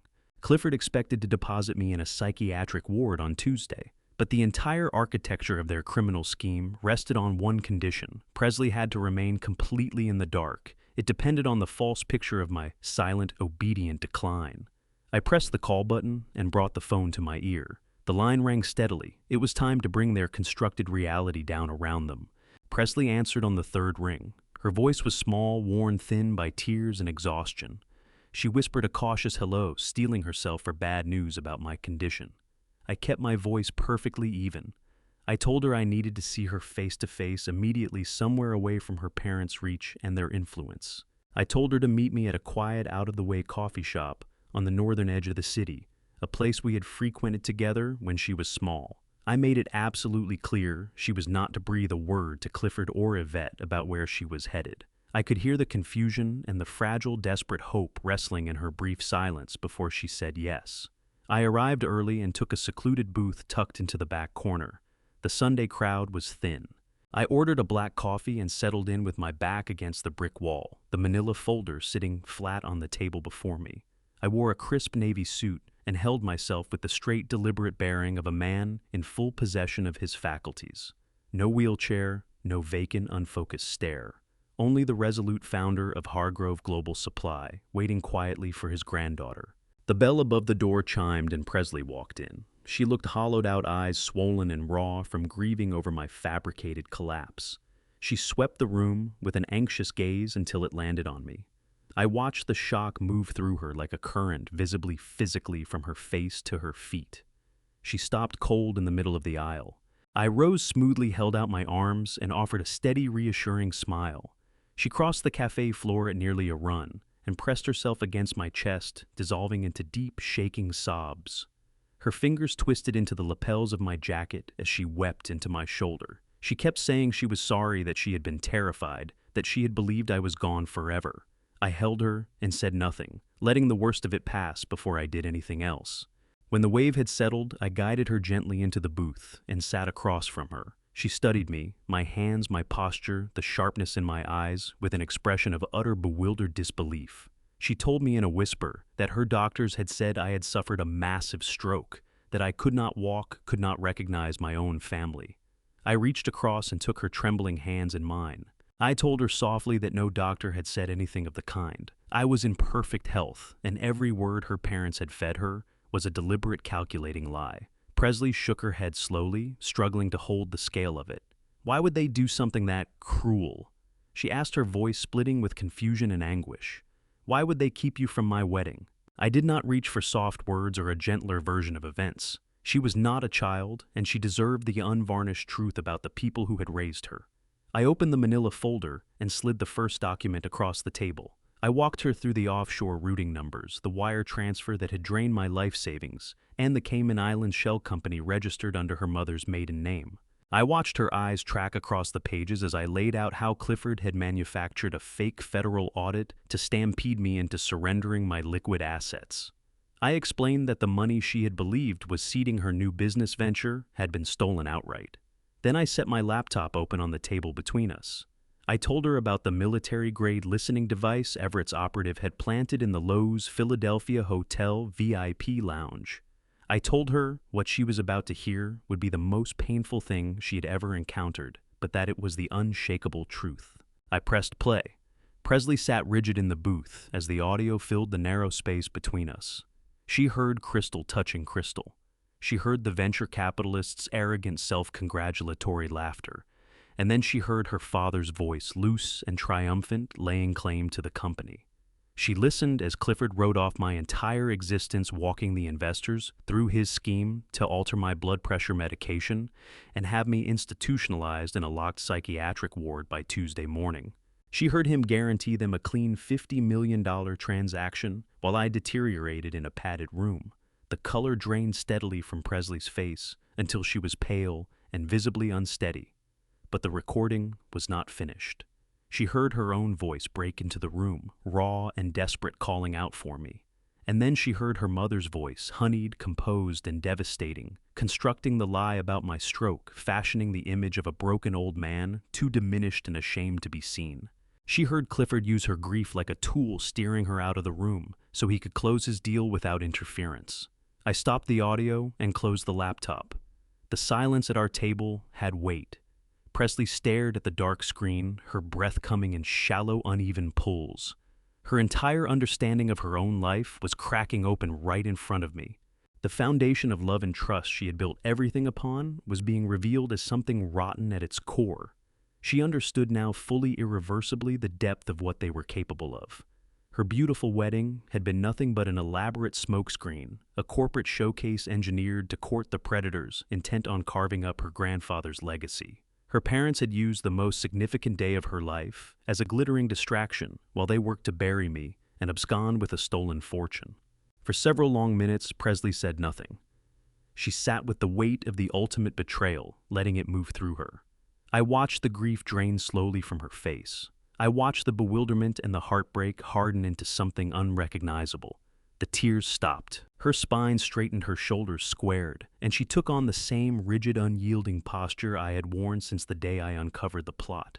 The devastation in her eyes sharpened into a pure, cold fury that was the exact mirror of what was burning behind my own. She was a true Hargrove, and that blood ran deep. Presley reached up and drew the back of her hand deliberately across her cheeks, clearing the last of the moisture. She drew a long, steadying breath and let it out slowly. Then she met my eyes without flinching. "Grandpa," she said, her voice settled into a smooth, quiet danger. "What time is the board meeting tomorrow? I want to watch them burn." I smiled a cold, hard smile that matched her perfectly. I told her the meeting was set for 9 Ceruras sharp. We spent that entire long Sunday afternoon mapping out our strike with meticulous care. Presley did not go back to the estate she shared with her new husband, a man Clifford had handpicked to polish his corporate image. Instead, she stayed out of sight in a luxury suite I reserved under a corporate alias. Everett Langley worked through the night, locking down the emergency injunctions and coordinating with his contacts at the Federal Bureau of Investigation. By the time Monday morning came, the trap was fully loaded. I dressed with exacting precision, my sharpest, darkest tailored suit, a crisp white shirt, a charcoal silk tie. I did not present as a man in cognitive decline. I presented as the undisputed founder and absolute ruler of Hargrove Global Supply.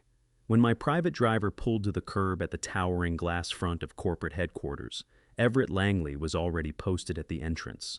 Flanking him were 2 stone-faced men in immaculate dark suits with discreet earpieces. These were Special Agents Corbin and Vance from the Federal White Collar Crime Division. They had gone through the unedited audio recordings, and they forged medical documents overnight. They were fully briefed, fully authorized, and carrying warrants ready for execution.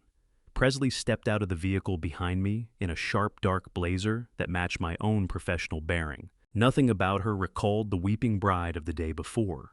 We walked past the reception desk and rode the private elevator straight to the top floor.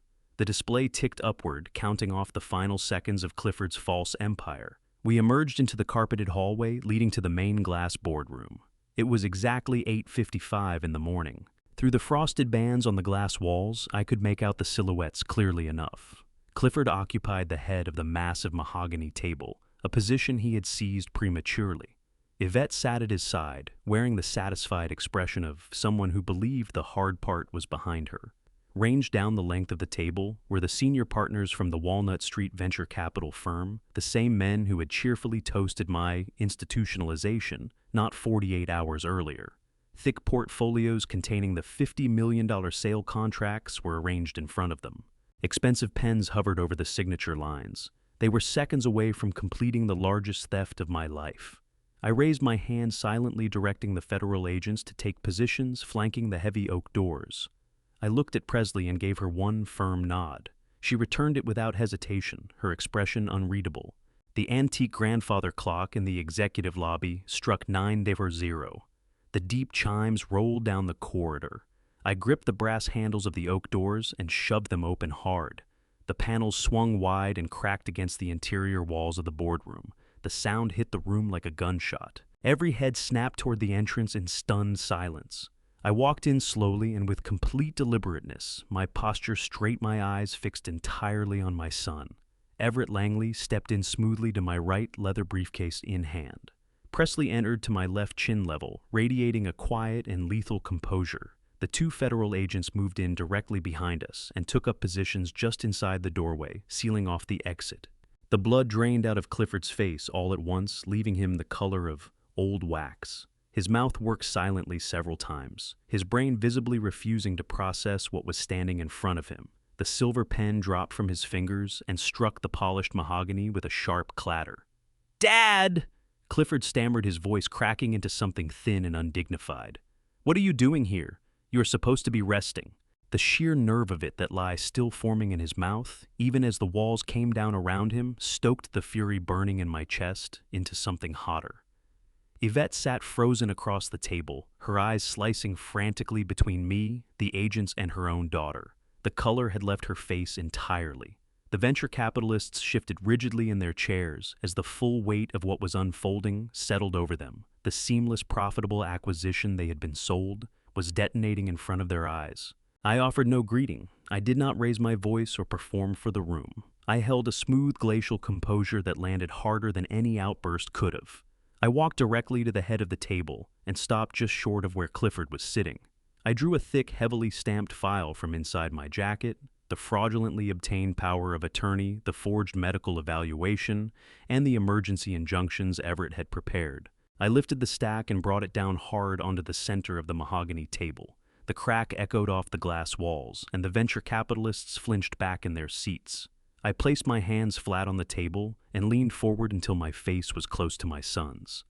"I am not here to rest Clifford," I said, my voice carrying the cold, measured weight of every single day of this. "I am here to clean house."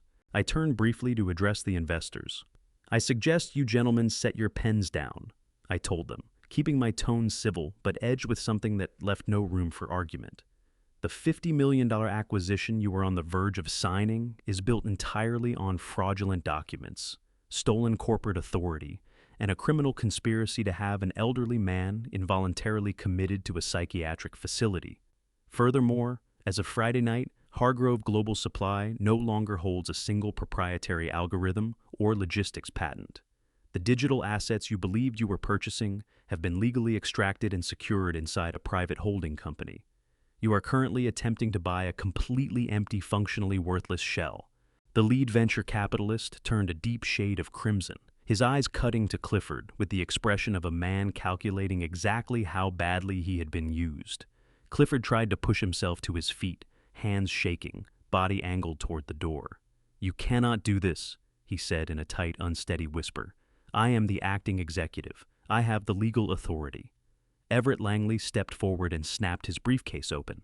"You have absolutely nothing," the lawyer said, his voice carrying no heat at all, just cold finality. "I am officially serving you with an emergency federal injunction, stripping you of all corporate titles, effective immediately." Agent Corbin moved forward, drawing a pair of steel handcuffs from his belt. "Clifford Hargrove," the agent announced, his voice filling the silent room. "You are under arrest for federal wire fraud, corporate embezzlement, and criminal conspiracy. You have the right to remain silent. I strongly suggest you use it." I glanced at Presley. She was watching her parents' destruction with dry eyes and a perfectly still face. The empire was secured, the garbage was being removed. The lead investor from Walnut Street stared down at the mahogany surface, his jaw tight and his expression hard with fury. He set his expensive silver pen beside the unsigned contract with careful, deliberate restraint. Everett Langley gave them no room to regroup. He reached into his briefcase and set a crisp, officially sealed document in front of the lead venture capitalist. I would strongly encourage you to review the addendums regarding intellectual property. Everett said, his tone brooking no challenge. The company your team spent months evaluating no longer functions in any meaningful capacity. The Hargrove global supply infrastructure has been entirely stripped of its proprietary routing algorithms, its custom supply chain management software, and its extensive portfolio of international logistics patents. Every piece of essential technology required to operate the shipping fleet was legally severed from the primary corporate body on Friday evening. It belongs exclusively to Gerald. What you are looking at is a hollow shell, empty warehouses, and idle trucks. Clifford promised you a global empire. He was attempting to sell you an empty cardboard box. The senior investors had heard all they needed. They were predators by trade, but they were not reckless ones. A catastrophic liability was something they identified on instinct. The lead partner seized the $50 million buyout contract in both hands and tore the thick stack cleanly in half. He hurled the pieces directly into Clifford's chest. "You arrogant, stupid boy," the investor said, his voice low and shaking with contempt. "You have wasted our time and destroyed your own career in a single morning." The men rose together, collected their briefcases, and walked out of the glass boardroom in a tight, wordless column, without a backward glance, leaving the wreckage of Clifford's ambitions spread across the floor behind them. Clifford sank back into his chair. He looked like a man who had stopped fighting gravity hollow-eyed and gasping like something that had just washed ashore. Yvette was trembling violently beside him, her eyes sweeping toward the exit in a frantic search for a way out that no longer existed. But I was not done. I reached into my tailored suit jacket and produced a small, matte black flash drive. I set it spinning across the polished table where it came to rest directly in front of my son. That drive holds the unedited high-fidelity audio recording of your private celebration in the Loews Philadelphia Hotel VIP Lounge. I said, my voice dropping to a smooth, glacial whisper. It documents your entire manufactured medical strategy in precise detail. I heard every word, Clifford. I heard you boast about tampering with my blood pressure medication. I heard your carefully constructed plan to strip me of my rights and consign me to a locked psychiatric ward. I heard you brag about the offshore accounts in the Cayman Islands. Yvette let out a sharp, hysterical cry and buried her face in her hands as the full weight of their exposure finally broke over her. The two FBI agents who had been standing in silence by the oak doors moved forward into the room. The metallic snap of steel handcuffs rang out across the quiet boardroom. Agent Corbin seized Clifford by the shoulder, hauling him out of the leather chair and wrenching his arms behind his back. Clifford Hargrove. The agent declared, his voice carrying the hard finality of a door slamming shut.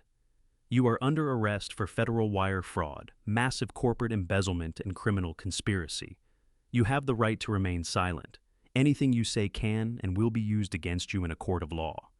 Clifford broke down completely, his knees folding beneath him as the cold steel locked around his wrists. He looked diminished, all the expensive posturing gone, nothing left but a frightened man stripped of his illusions.